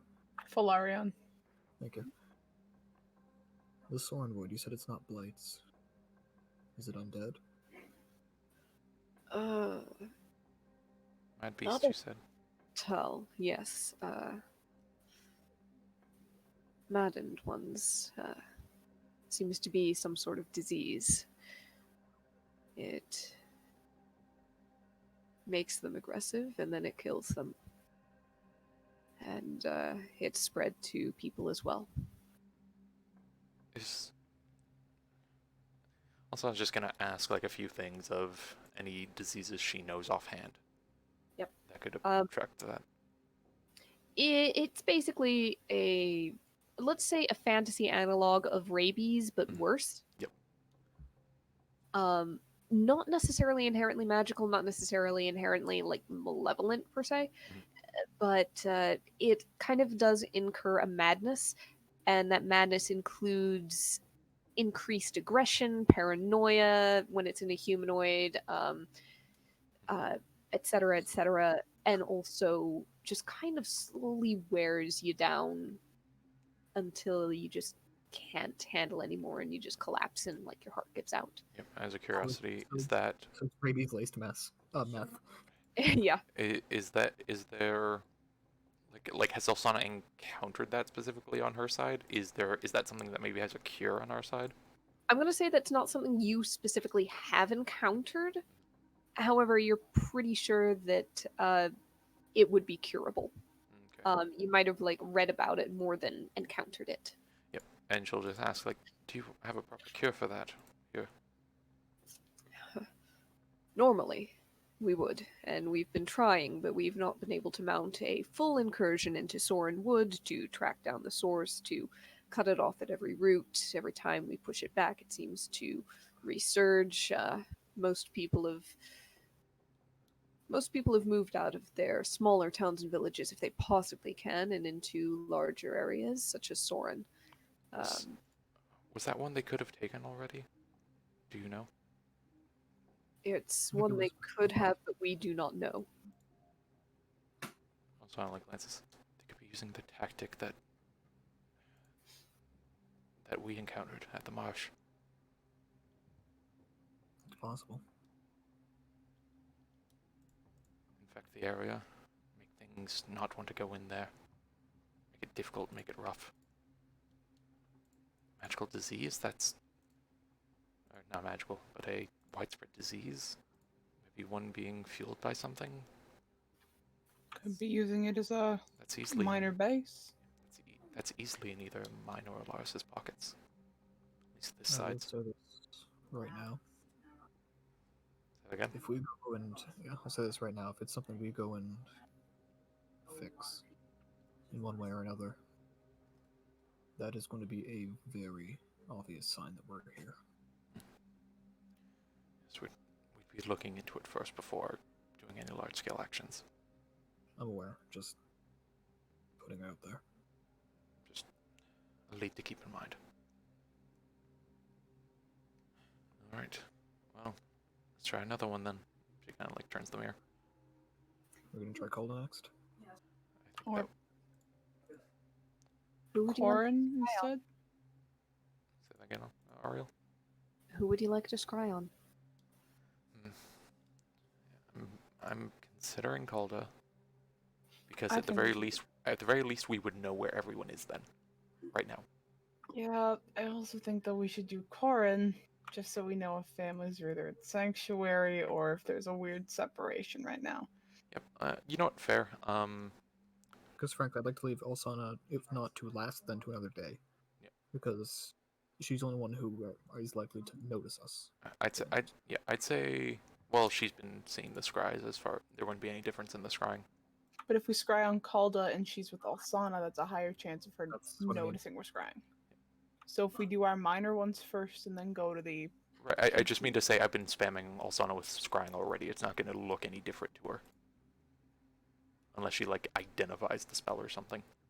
Or she finds out somehow that we do it twice in one day by seeing it happen in 2 places. She wouldn't conceivably know how that works, but... If you've done it, okay, whatever. Just Yeah, I just mean to say it's...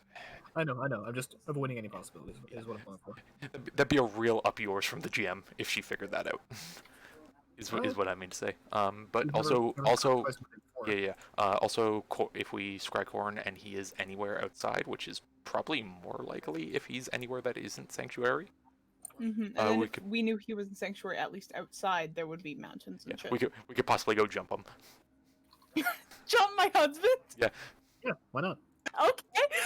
Yeah, and depending on the relationship, be like, hey, Calda and only Calda, come here, or something. I don't know. You want to jump my husband? I'm I'm- fine with it. It's just an idea. Yep. Okay. So Alsana's gonna try on Corn.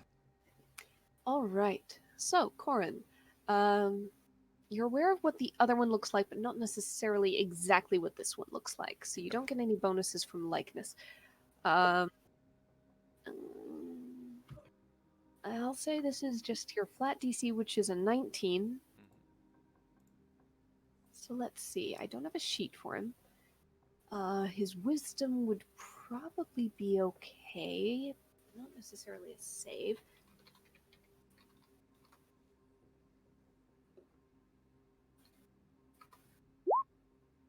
All right. So you focus on Corin, hoping to find the one on this side, not on the other. Mhm. You look into the mirror and you see once again your reflection shimmer and fade into another scene. In the frame of the mirror, you see an imitation of the Corin you know. Slightly different hair.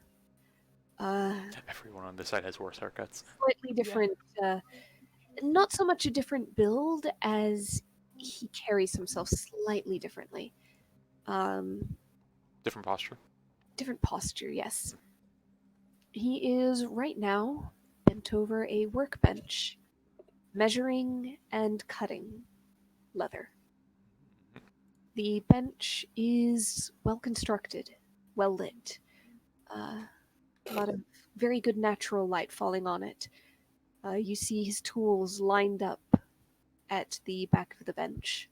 Good tools. Well made. But he's not getting up and walking around the room. He is very focused on his work. And slowly you see him starting to cut out the pieces for what looks like it might be a couple of bracers or van braces. Sized more Distinctly for armor. sized more for a human than a halfling. They are simple, functional, utilitarian. Could Alsana do a perception check? Is this the same? Is this similar looking armor as those guards she saw earlier? You can go ahead and try and do. Would it be perception or would it be something intelligence? You know what? Can you roll perception with intelligence just to pick up details and compare contrast in your memory? Same modifier. Same modifier. Go for it. All right, so I'll just do a good old perception. Mhm. 17. Okay. The guards downstairs, their armor was largely more piecemeal. It looked more cobbled together from bits and pieces. However, he seems to be cutting it into a similar shape and style than some of those pieces look to be. He doesn't seem to be working in any noticeable symbols or anything of the like. Right. Yeah, she's just purely more looking for like the type of leather and the way it's cut. The type of leather and the way it's cut. It's not like the best quality leather. It's not a high level what you would imagine a commission would be for somebody really, really important. This looks more like the level of quality, craftsmanship aside, because he's good at craft, that you would expect in something like a town guard, where you're going to have to outfit a lot of people with it, and so you're not going to spend that much. Yes, bulk order. As a matter of fact, he's not really making them in one go. He's cutting the shapes, putting them together, and then setting them aside, and then pulling forward the sheet of leather to cut more. Okay. He basically seems to be working on the basis of a pattern rather than a singular custom piece for a singular person or customer. Okay. Alright. Yep. As you are watching, you actually see, real quick as I remind myself, One of the kids. Ty, remind me, what's the youngest name? Tierna!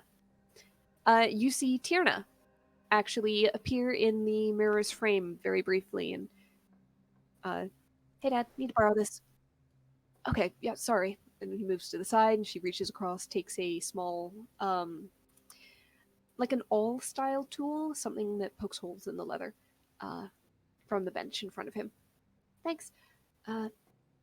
Hey, are those ready to be sewn? Yeah, here. Go ahead and take them. I'm still working on some more. All right, thank you. And she takes the stack of cut bracers in her hands and disappears out of frame. After a moment, Corin leans back a little and calls over his shoulder. How many of them have you got there? I think I might have miscounted. 1 second.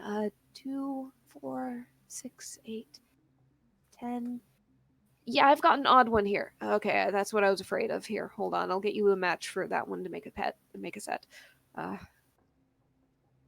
right, don't worry about it. It'll be a while before I get to that one. I'll just put it to the side here. We'll catch up with it. Yeah. And you hear her, after a moment of work in silence, say, "So do you know when Mom's gonna be back?" I think tonight, maybe tomorrow. Think we should make her something? Well, we could make her a special dinner. Yeah, maybe.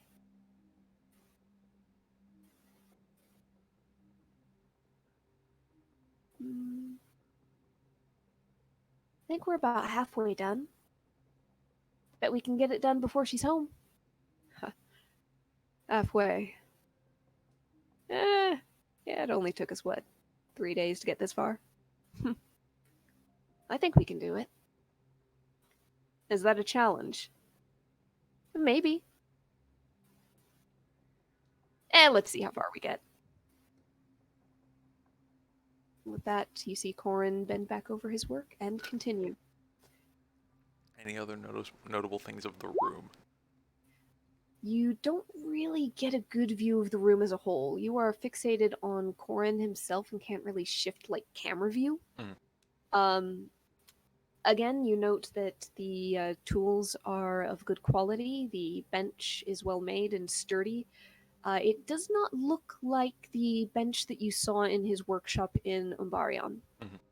It looks like it's got a slightly different layout. It's there's a different pattern of light falling onto it. The floor seems to be of flagstones and not wood. Mhm. He's wearing serviceable clothing. But again, it seems well made and very sturdy. Basically, he seems, and Tierna as well, seem a little bit better off in terms of materials and supplies and goods than their equipment and so on in Umbarion.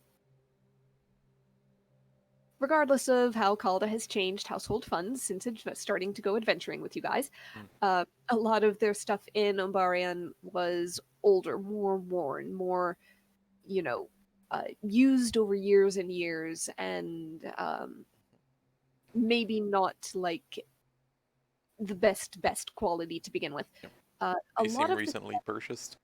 the stuff here, yes, seems a bit newer, a bit better in many ways. Yeah, less hand-me-downs in this scry. But the scry continues till the 10-minute mark, and ends without much more of note. Just Corin continuing to cut patterns of bracers. Okay. Also, kind of like leans back in. Shame. What? Best I can tell, they're making braces for the war effort. Oh, they? Tuna. Oh! Apparently Calder's set to be back this evening, whatever that means. Alright. Nice. So if she's Great. okay, probably scry and call them before she gets back. I think that'd be in order. If I'm to guess, there was a flagstone floor. It's not a for sure, but stonework floor. Calder returning. Lars recently returned to Sanctuary. I wouldn't be surprised if they're on base. I wouldn't be surprised if everyone was consolidating. Very much assume that. By the way, are we protected from divination in here? Say that again? Are we protected from divination in here? You see Filarion kind of shake his head and say, those sorts of precautions are, well, they're difficult to procure. Even in our long history. And such wards sometimes need renewal and would have been damaged by the recent destruction of part of the compound regardless. So specifically, no, unless you brought something that would protect as such. On that, actually, what was the cause of that sectioned off area? Lightning strike. Is that right? Hmm. What sort of magic have you seen from my counterpart? In terms of offense, destruction. Much of what I mentioned, I believe she may have used some form of spectral beings at times. She's used some fire, I believe. I mean to But say, you can fire spells anywhere. I have a spell that specifically summons lightning. Oh. He seems to be searching his memory before he finally slowly shakes his head. At least no survivors have reported such a magic from her. But then she rarely ventures forth to begin with. Just seems like an oddity. I don't know. Random chance? Really? Is that your running idea? Such is always possible, and it was during the stormy season. Storms make the spell more effective. Regardless, Might it not was an even- older part of the compound, and the wood caught quickly. It was a lightning storm without much rain, you see, so it wasn't exactly damp. Just nods. That's. I mean, do you have much in the way of scholars here? Most of what we have left are scholars or trainees, and a few accountants. Could you perhaps direct me to one who's knowledgeable on magical lore? I'm curious if our side's spells and commonalities line up or not. Possibly a later distraction, Asana. Yes, just I could get you in touch with one, but they may be a little bit busy. just Perhaps tomorrow, to give them some time to gather their resources and thoughts. that'd be fine. I'd just like to know if I should be expecting something different or if I'm expecting something that is not common here.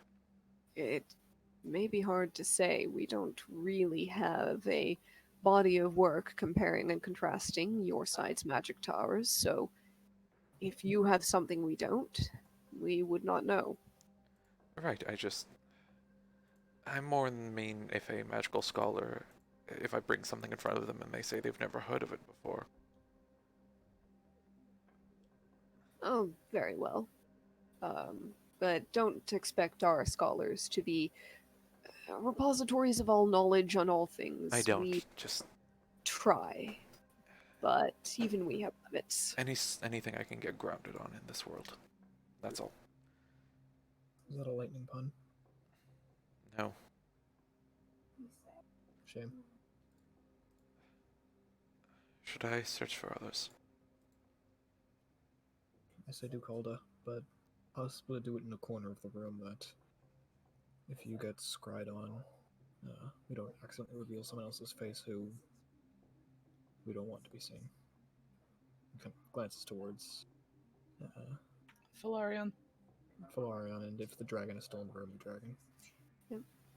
Quirini is still there, just kind of watching you all with big eyes. We all go to one corner and they go to another. Oh, I, it's safe. I could just enter a different room. just in case they try to scry back on you or something, I don't want to risk these people for us being in the same room as them. It's not that easy. It's not worth the risk. Kane, there's about 70 other things I could do that mitigates risks of various magics they could have. Just do your scrying in the corner as opposed to the center of the room, please. Alright, Master Wizard. She gets up and actually just asks, is there another room I could be in for a moment?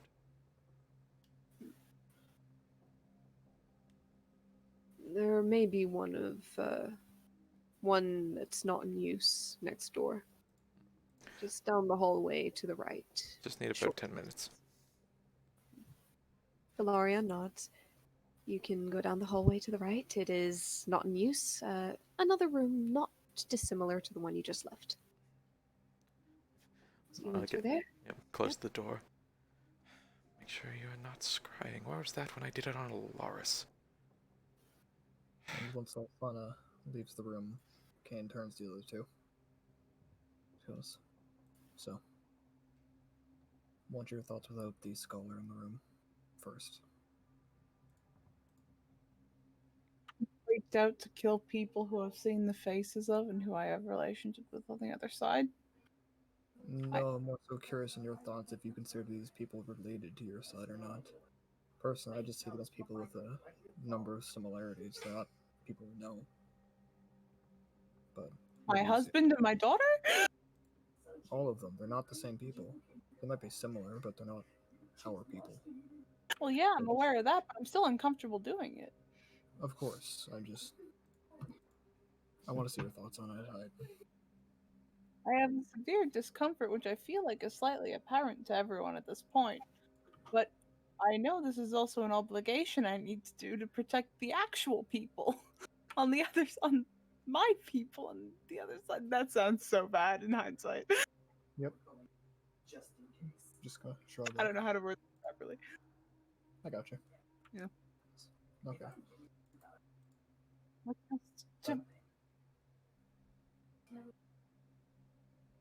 It's gonna be hard, but it's something I have to do. I know. Lars, I imagine you're of a similar mindset, right?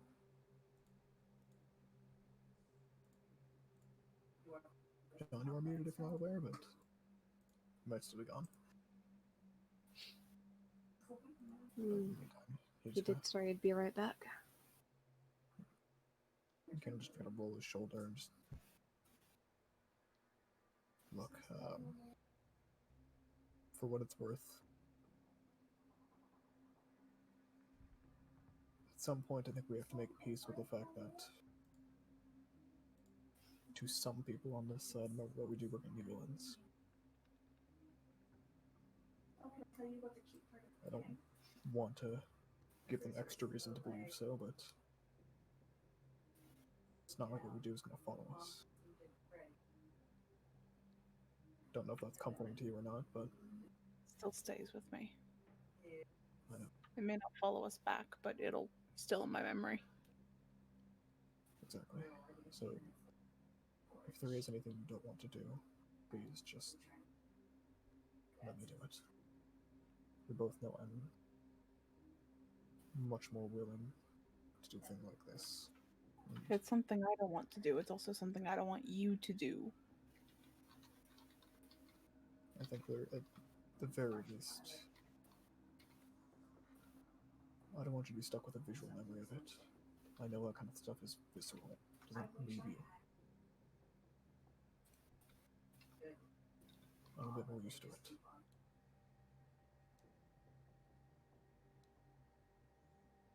And if it does have to be done, I don't think anyone else would be better suited for it. You can still talk like this with us as a group. So I'm just not gonna shoot down everything you say. No, but it would be much more concise if I said it to you. Me and her have weird views on family. Both of us does, but she's soft-hearted. It doesn't need to be a family for it to hurt her.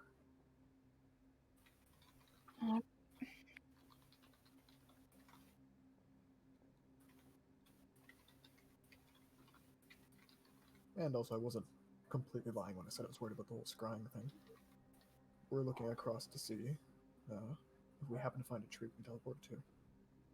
Nothing says they don't have a spell that makes it such that they can teleport to something like a specific stonework or a room, as long as it's small enough. We won't know until it's used, most likely.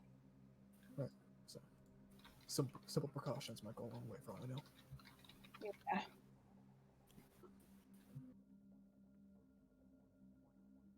Well, hopefully it goes well over there.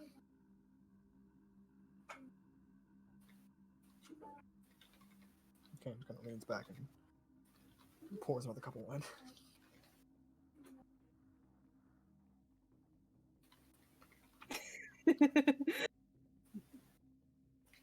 All right. In the meantime, I'll Let's be paranoid, not much else.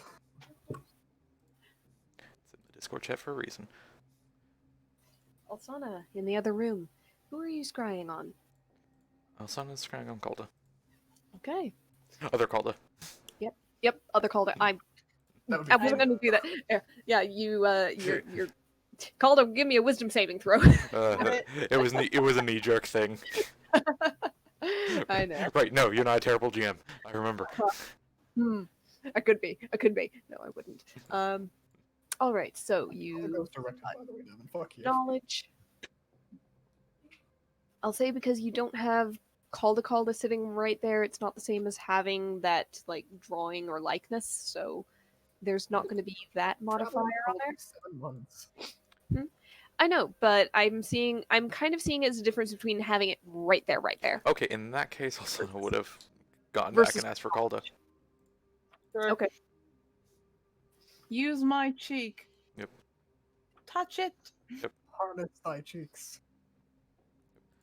All right. So that's a 2 minus 2 modifier on their roll. Alsana just like 19. pat on the side of the face. All right. Okay. You pat the side of the face, cast the spell through the mirror. Look. And she's like, just remember, crappy ponytail, crappy ponytail. Crappy ponytail. Crappy ponytail. Seriously, everyone's hair is worse. And All right. plate Is Uh, Corin really not that unattractive?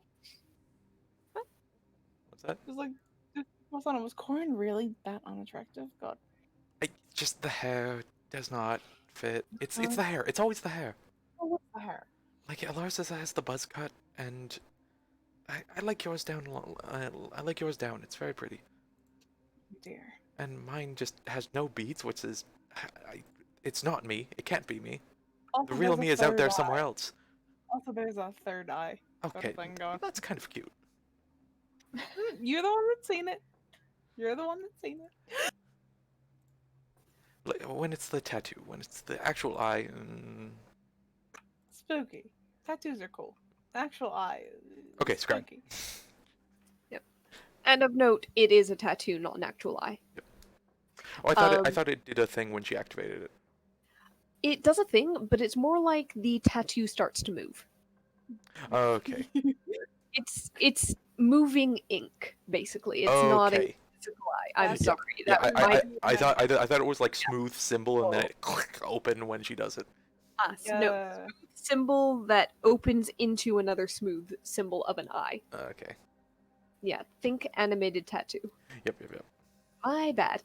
All right, now that we've cleared that up, you look into the mirror, you focus, and you feel that focus run up into a brick wall of will. Yep. And nope.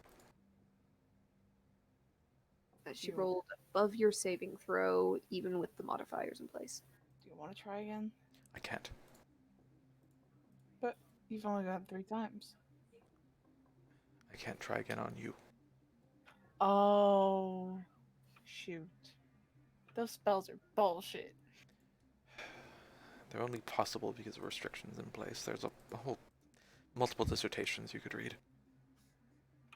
I don't read. The spells are bullshit. Yes. And I love them for it.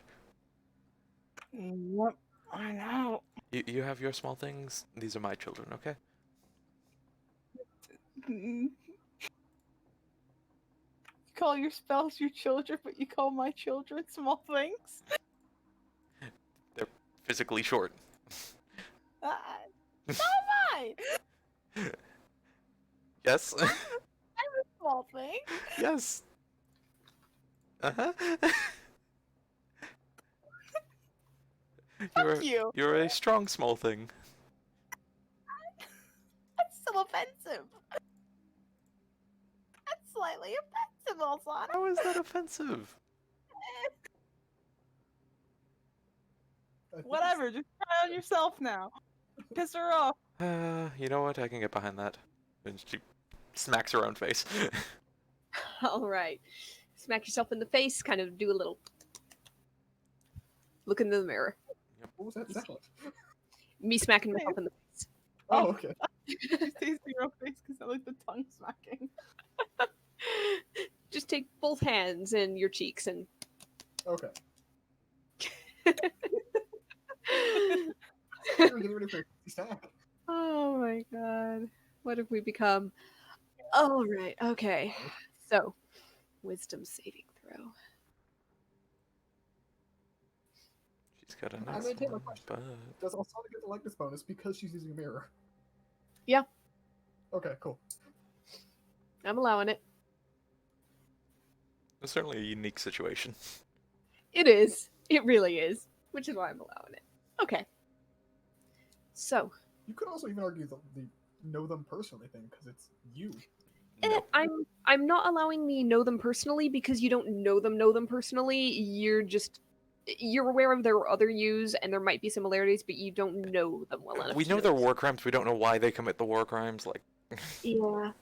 I just You mean the have- caster. anyways, Yeah. Sat down and had a nice long chat over tea, okay?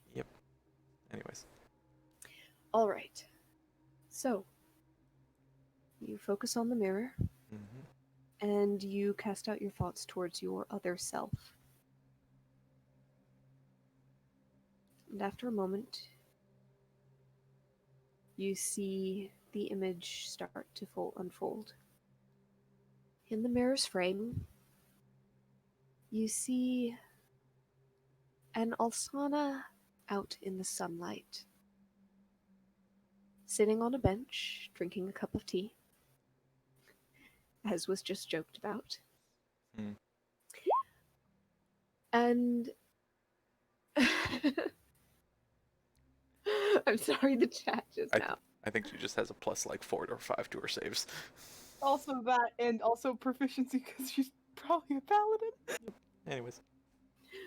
Okay, okay.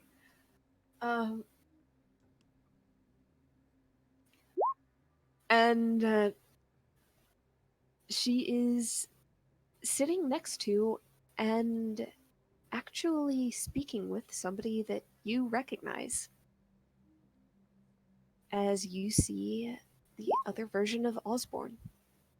Hmm. What? Get away from him.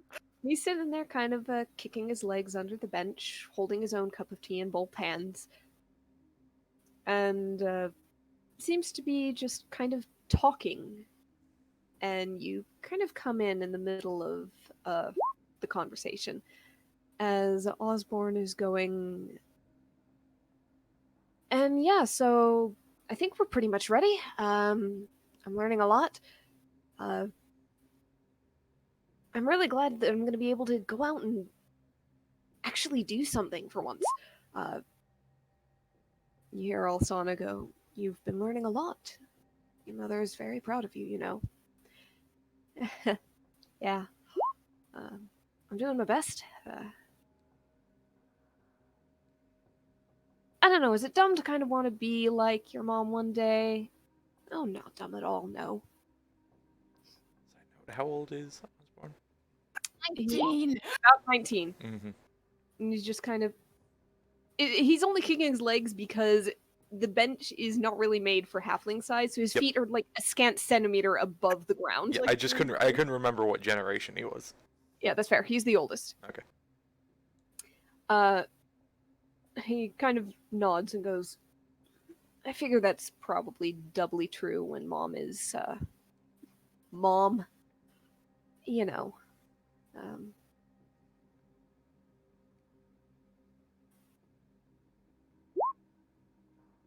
Say, is it true that she didn't really talk about it much? Is it true she found Rose?" Nalsana takes a sip of tea and...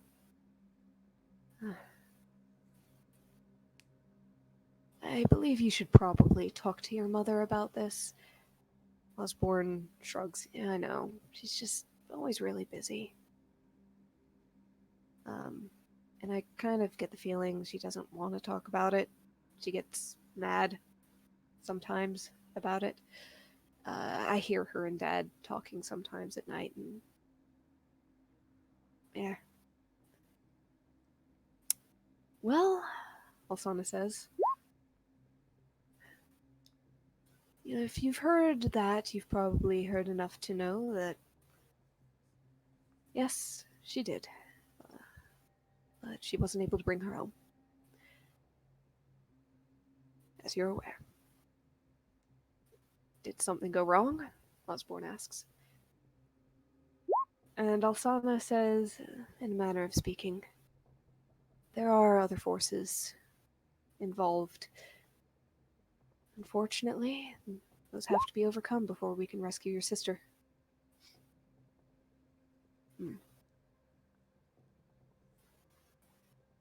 And part of it is finding these places, fighting. Yeah. Yes, unfortunately. These forces aren't going to just give her up quietly or easily. So, we must bring a fight to them. And every step we can take is a step forward towards that goal." Get a fight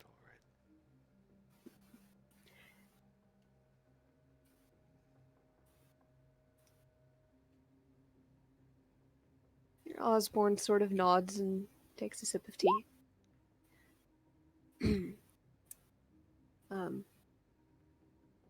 Thanks, by the way, for getting me the tutor. I think I've learned a lot. Oh, of course, Alsana says. She was very happy to teach you. I believe she's proud of you as well, from what she's told me. Osborne ducks his head more than nods again. You see a smile on his face.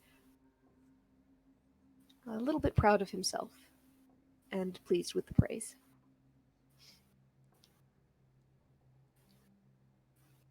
And Alsana finishes her tea up and says, well, I believe that from what I saw of your practice this morning, you should be as prepared as you need be. Not to go out alone, of course. You'd still be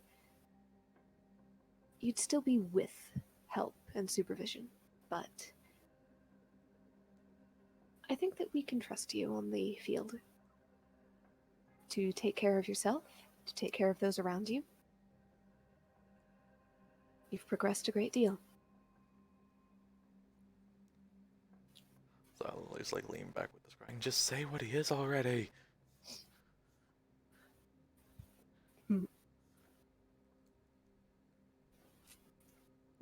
And you see the other Alsana get up, and Osborne says, thanks again for everything.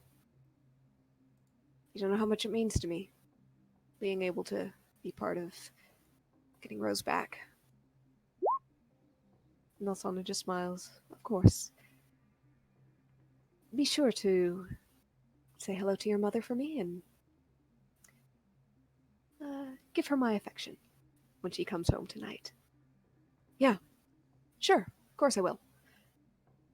Alsana nods to him and heads out of what looks like it was a small courtyard.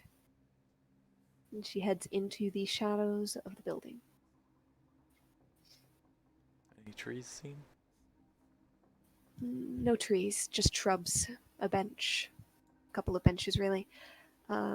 Perhaps a small water feature, like a miniature fountain trickling out of a wall into a half basin set against it. It's not really a large like garden courtyard. It's more like a small atrium surrounded by building, with a couple of doors on either side. Not big enough to have a tree, and definitely not big enough for a tree for transport. As Alsana heads inside, she starts to head down some corridors, and then you see her pause, hold up a finger, go, ah, yes. You see the eye on her forehead open as she gives a casual glance around and very quickly notices you in your scry sensor. Ah, dear. Not again. She holds up a hand and clenches a fist. It is contested wisdom check time. Uh-huh. As the scry suddenly vanishes from the mirror, and you only see yourself.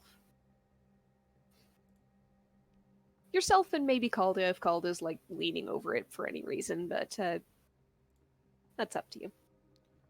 I'm still being glazed over. Are you okay?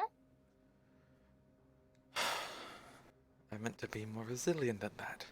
She like flexes her hand. We can all make. I still got a bit of something though. I'm gonna tell you something you're probably not gonna be keen on. Okay. Osborne's on the battlefield. He's fucking grounded.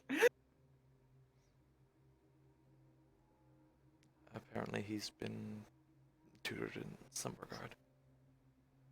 Didn't find out what. They were vague. But he was Something, talking to. some sort of study. There was a mention of taking care of himself and his allies. Maybe a talking to healer? She's talking to Mir you about it? Nods. Seems she shares my tendencies of helping others out in pursuits. Well, you like helping others out in magical pursuits, so. Or That's what Who makes me knows? think it, but again, they only said Tudor. It could have been direct combat. Maybe she's a bit more open-minded, especially with the circumstances. Any also soldier is a said good she can use soldier. a sword.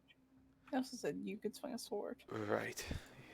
Her own interests. Yes. Additionally,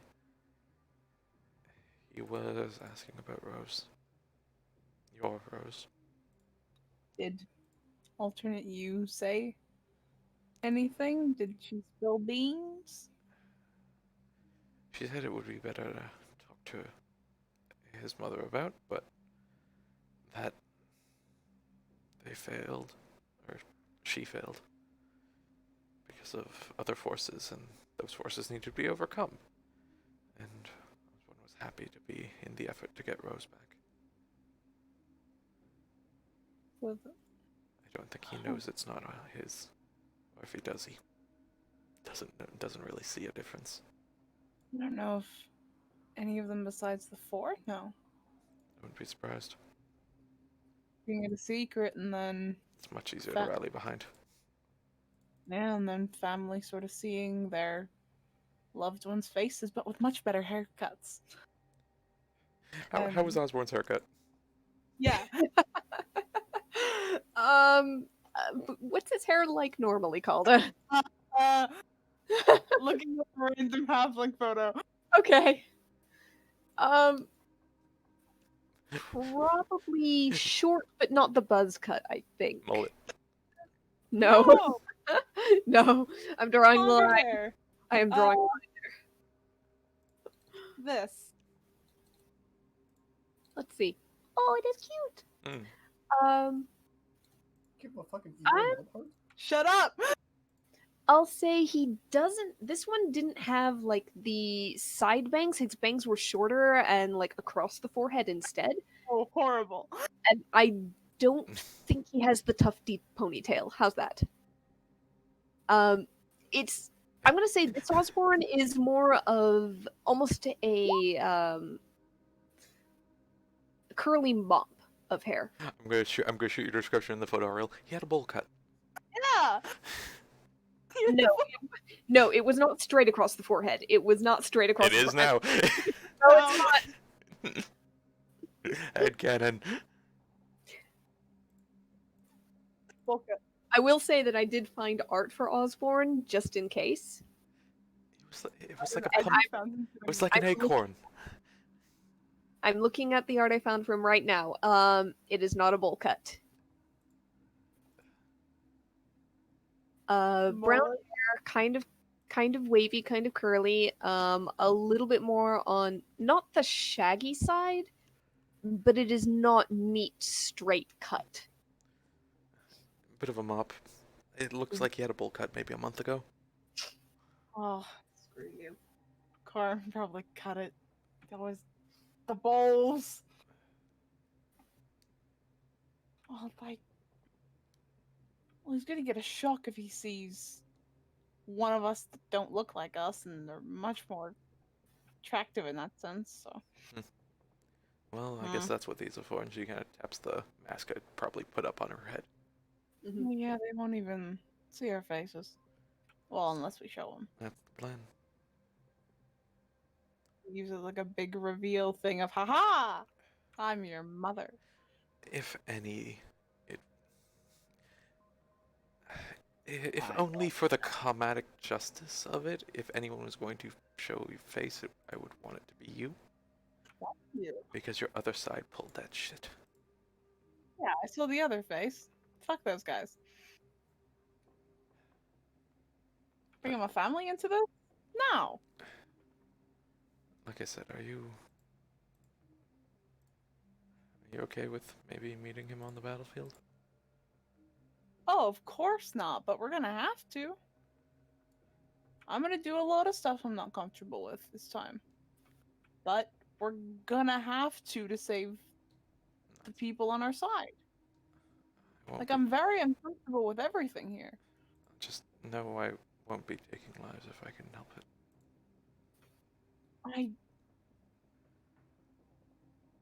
I'm not holding back in that sense. I want to be honest with you.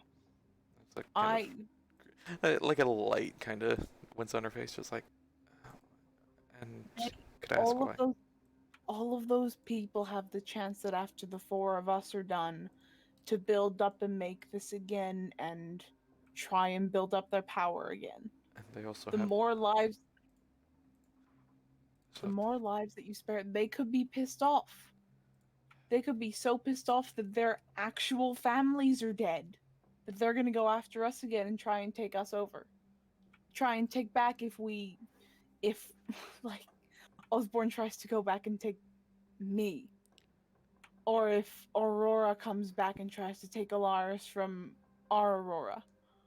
They're all gonna build up power again and it's just gonna keep cascading and we're gonna keep coming back here to solve it. it's not. It's going to taper off.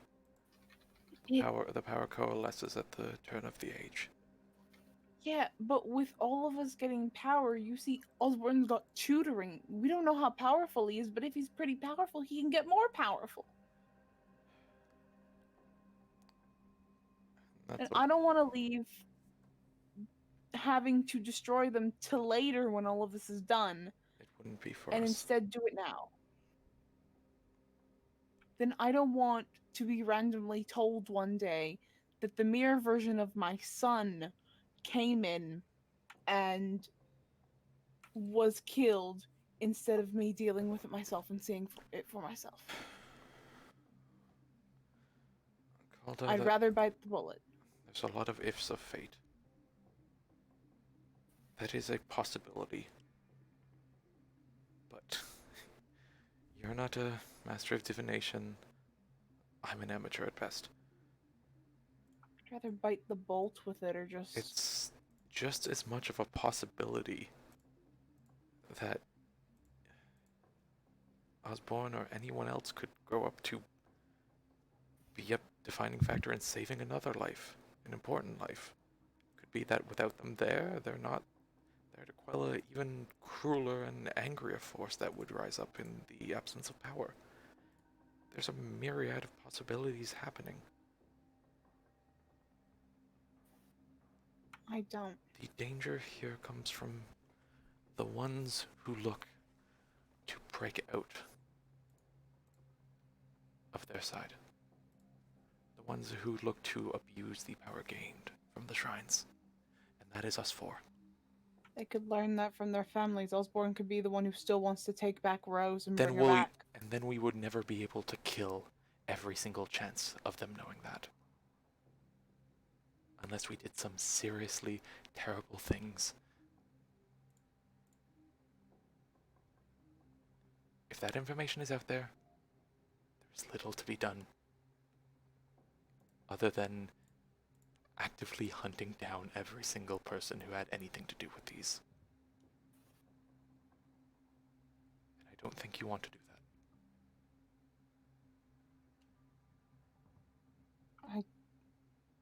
Don't tell me what I do and don't want to think.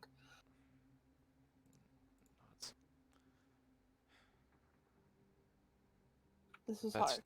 That's your own choice. But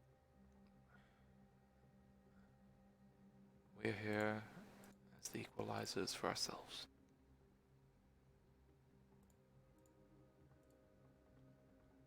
If we just see ourselves and don't see anyone else, I'll be happy. But I'm making the rest of the decisions if and or when I see the others. We're here for the four of us.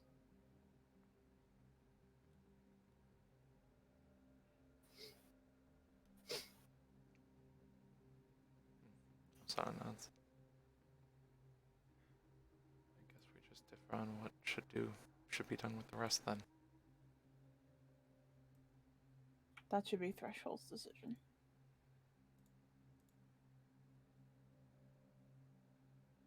Then I won't be taking any lives, if I can help it. And I'm going to be making that decision closer to any of those major fights, I want to be honest.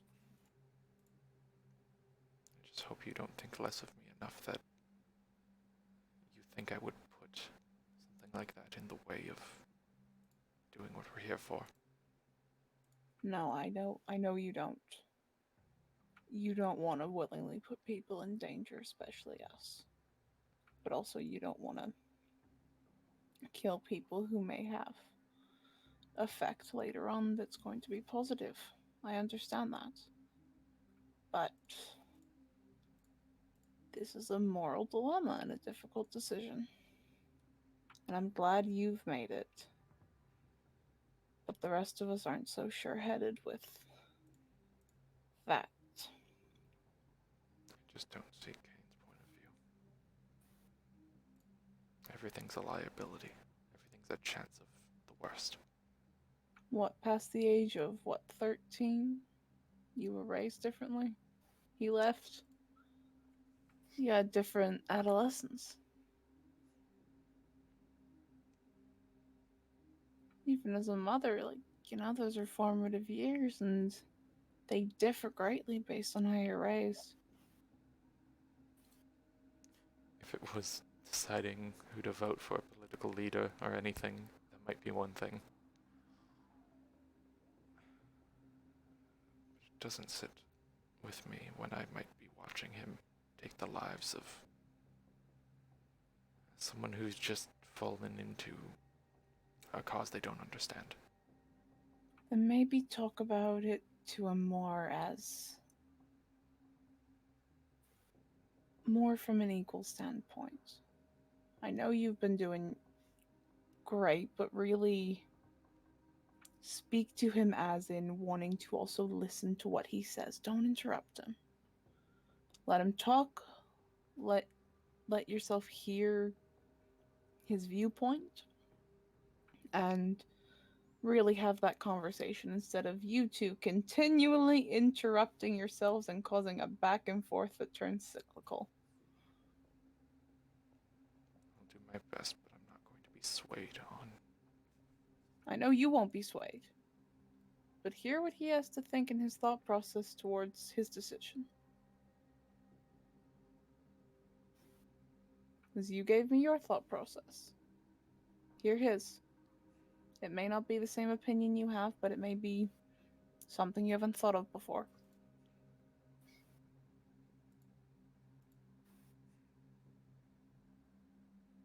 If it's something he doesn't understand, if it's vague ideas and worries of magic that he doesn't comprehend. If he doesn't understand or comprehend it, educate it kindly to him. You think he'd be receptive from any of that from me? No matter how I phrased it? Then reassure him that you're not talking to him as a sibling or as something, but as a counterpart and a compatriot. Wanting to hear his viewpoint, but also wanting him to be informed.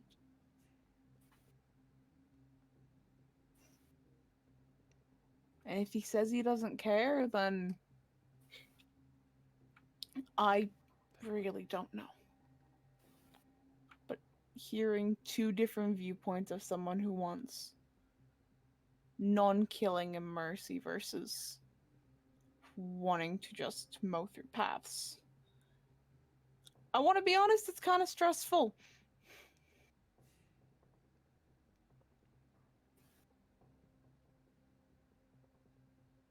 Just talk to him. See what he has to think about.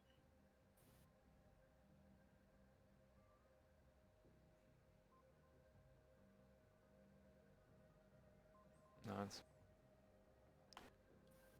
worth a try. Always worth trying when it counts to communicating, dear. I've made steps with Roy. I know. Oh, yeah.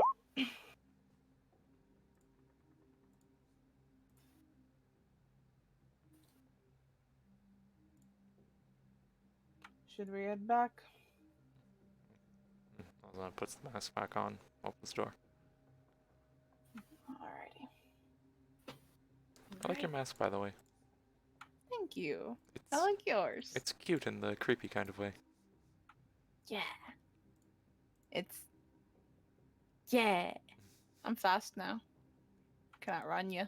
Not your broom yet, but yeah. So I don't think you can fly. Heads back. Yet. You walk back, and Kane is pointing to the cup of wine and looking at the dude across the table, just going, "You're sure it's not poisoned?" Wasn't it water? It Jesus, what the fuck? As they walk in, and all of a sudden sees how deep of a glass of wine Kane had, and goes, "Maybe not today." To Calda. Kind of looks at it, he's like, "No, just make sure it's not poisoned." Oh Milk? my god. I assure you, I have been drinking from the same pitcher. But you could have drank the antidote beforehand, or have some magic to cure it. Well, then, you're simply going to have to drink, and if you do not drop dead, then it was not poisoned. Oh, I won't drop dead. I'm just worried about the other three. If they don't drop dead, you'll have your answer, won't you? Yeah. Sure. So, you look at you? I assume that nobody is suffering from an upset stomach. Well, sounds Shakespeare. I- I'm distinctly aware of everyone's of everyone's stomach state in the room, and I don't think so. I think I've had indigestion caused by stress for the past 3 months.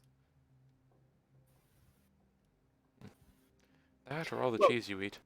Well, at the very least, then, you should know that that is not caused by poison in the wine.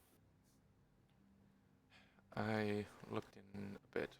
I ran up against the wall against Calda, but apparently she is returning back this evening. Alright. Certainly confirmed. Did you use your last spell, or are we... And then I checked on myself. Well,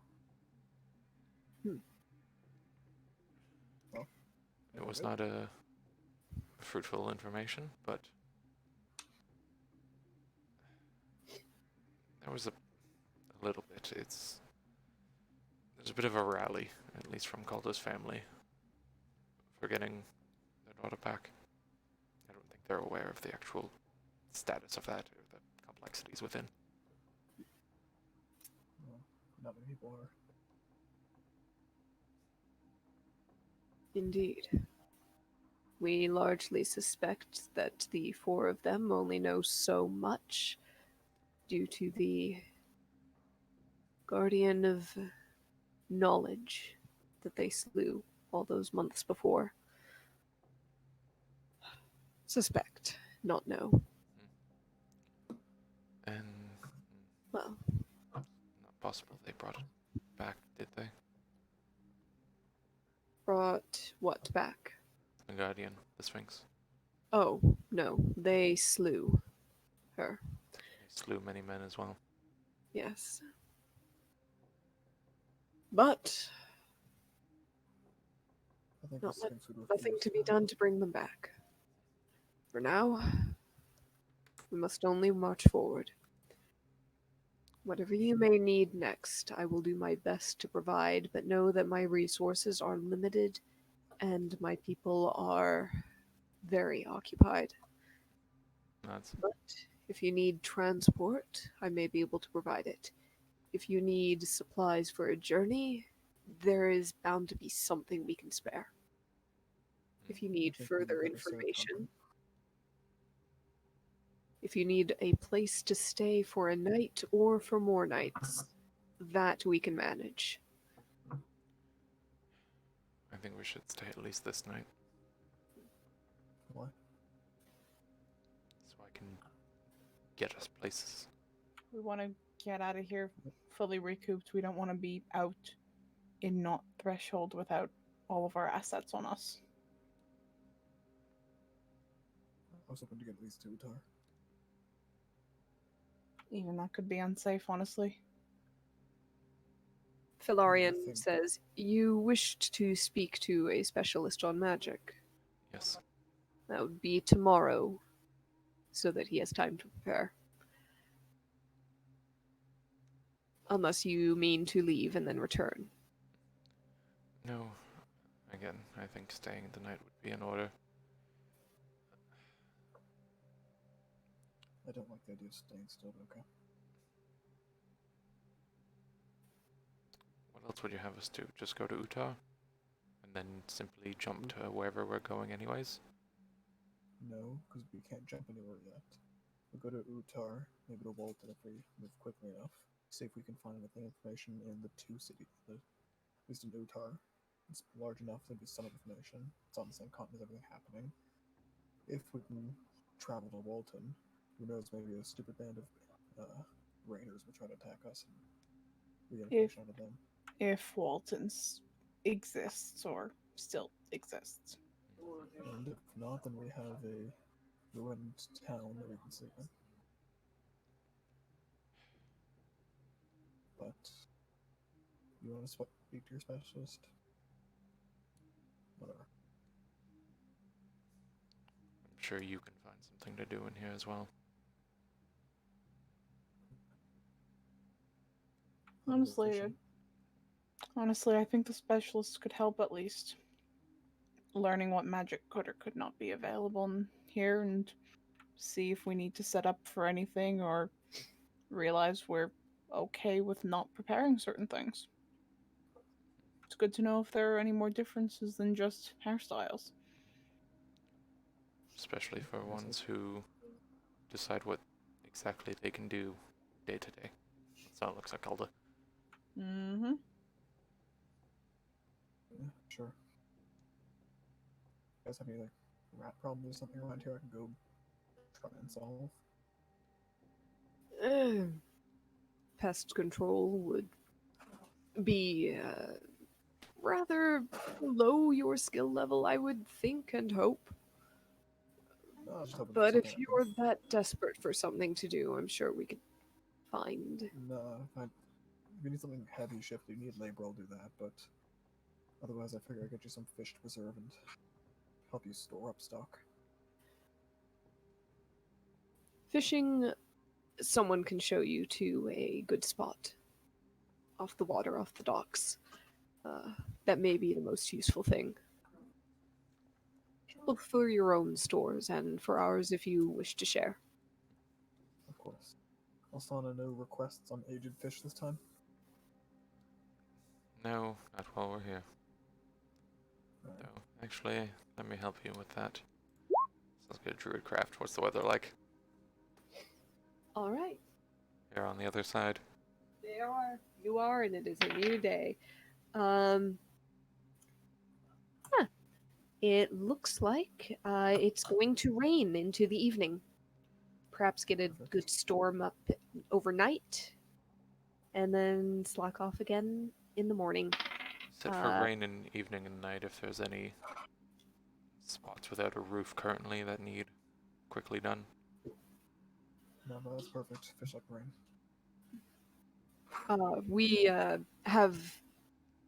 We have canvases over most of the important areas that are exposed. But thank you for letting us know. I will have somebody check them. Lars, actually. Yeah? I'm thinking of doing it. I don't know if you'd like to help me with your specialize.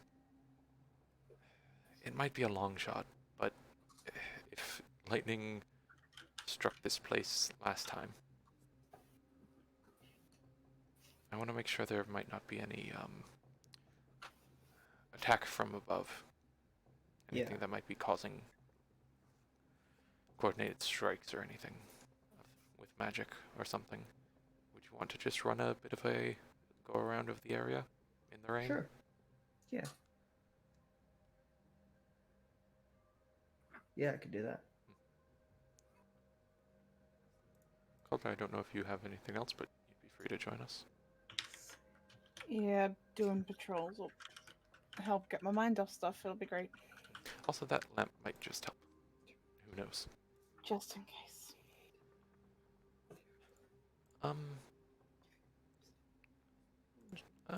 By the way, you said, what was the name? Dragon. Oh, fuck. Kvirani. You said Kafirani, wasn't too up on common. How much is that exactly? She has a grasping understanding of some common, but cannot speak, and occasionally seems confused by words and phrases, or doesn't seem to understand. She is, in her species terms, still something of a toddler. Hmm. Learning, and quickly, but in the span of our years, mortal years, it's going to be a long time before she is ready to take on leadership. It's coming the first she's learning. Or is Draconic come earlier? She has a little grasp of Draconic, but only a few words. And for now, we are focusing on Common since her elder is unable to teach her now.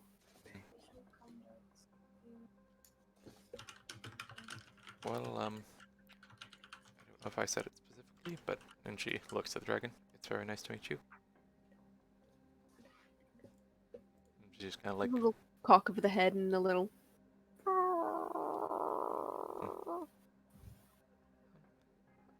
actually, hold on one second. Alsana is going to cast Comprehend Languages.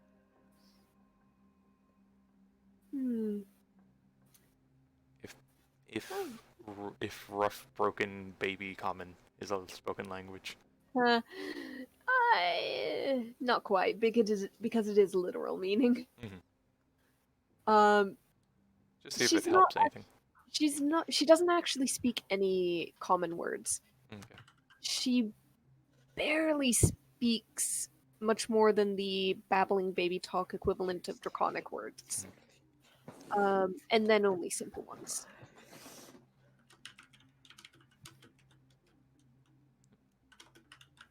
So, yeah, there's not going to be much sense you get out of the baby dragon, I'm afraid. Okay.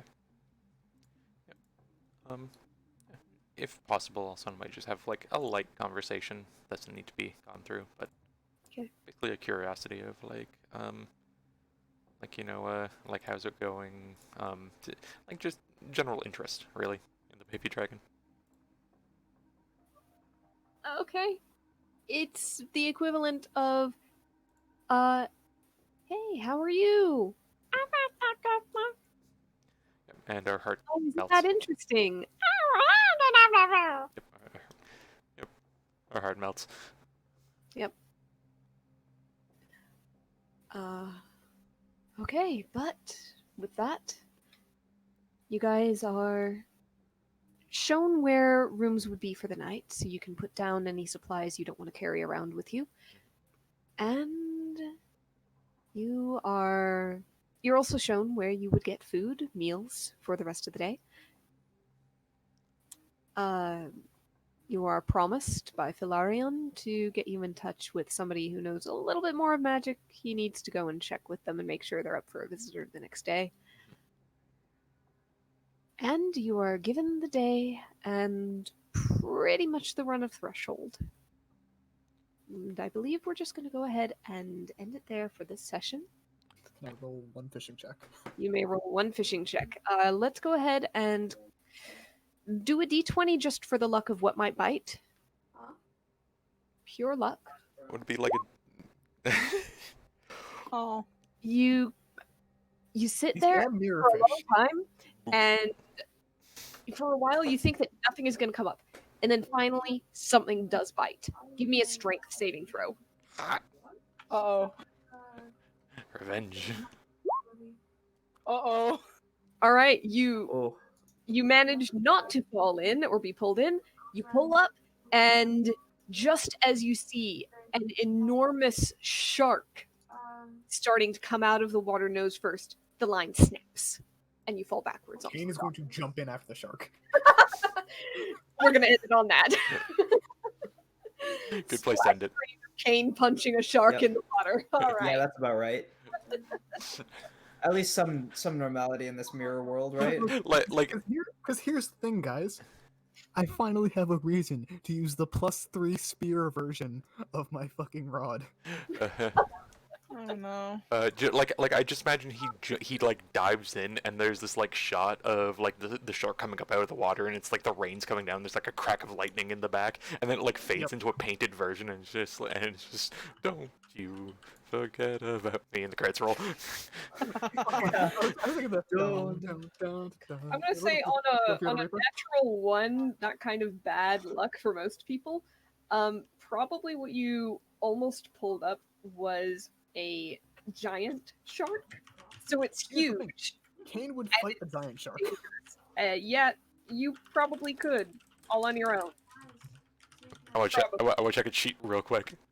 I am looking at it right now. It's CR5. Yeah, Yeah, Kane can and would fight a CR5. that's a series of 3d10s with advantage as soon as it hits him the first time. Yeah. Yeah, but here's the thing. Hey, Conrad, Kane do you has want to access do? Do you want to do a one-on-one shot for fighting the giant shark one day? Absolutely, I do. I want to be there for that. Yeah. Fuck yeah. I mean, You want to none do of it us all direct, recording but, next like- time? If y'all just want to post session, or like, I don't have a map for it, but I'm willing to roll things. to be fair, we don't need much of a map. All right. I'm not going much of anywhere. Is recording over and done? I'm waiting to Alright. see if this is going to be a thing or not. I kind of don't want to stretch out recording, but Yeah, I wouldn't want another recording. I just want to be able to. Why not? It's on record. What, is it not good for the YouTube algorithm or it'll lose monetization? I would at least want it to be a separate video. Just a I single, wouldn't a want single half-hour video of Kane v Giant Shark.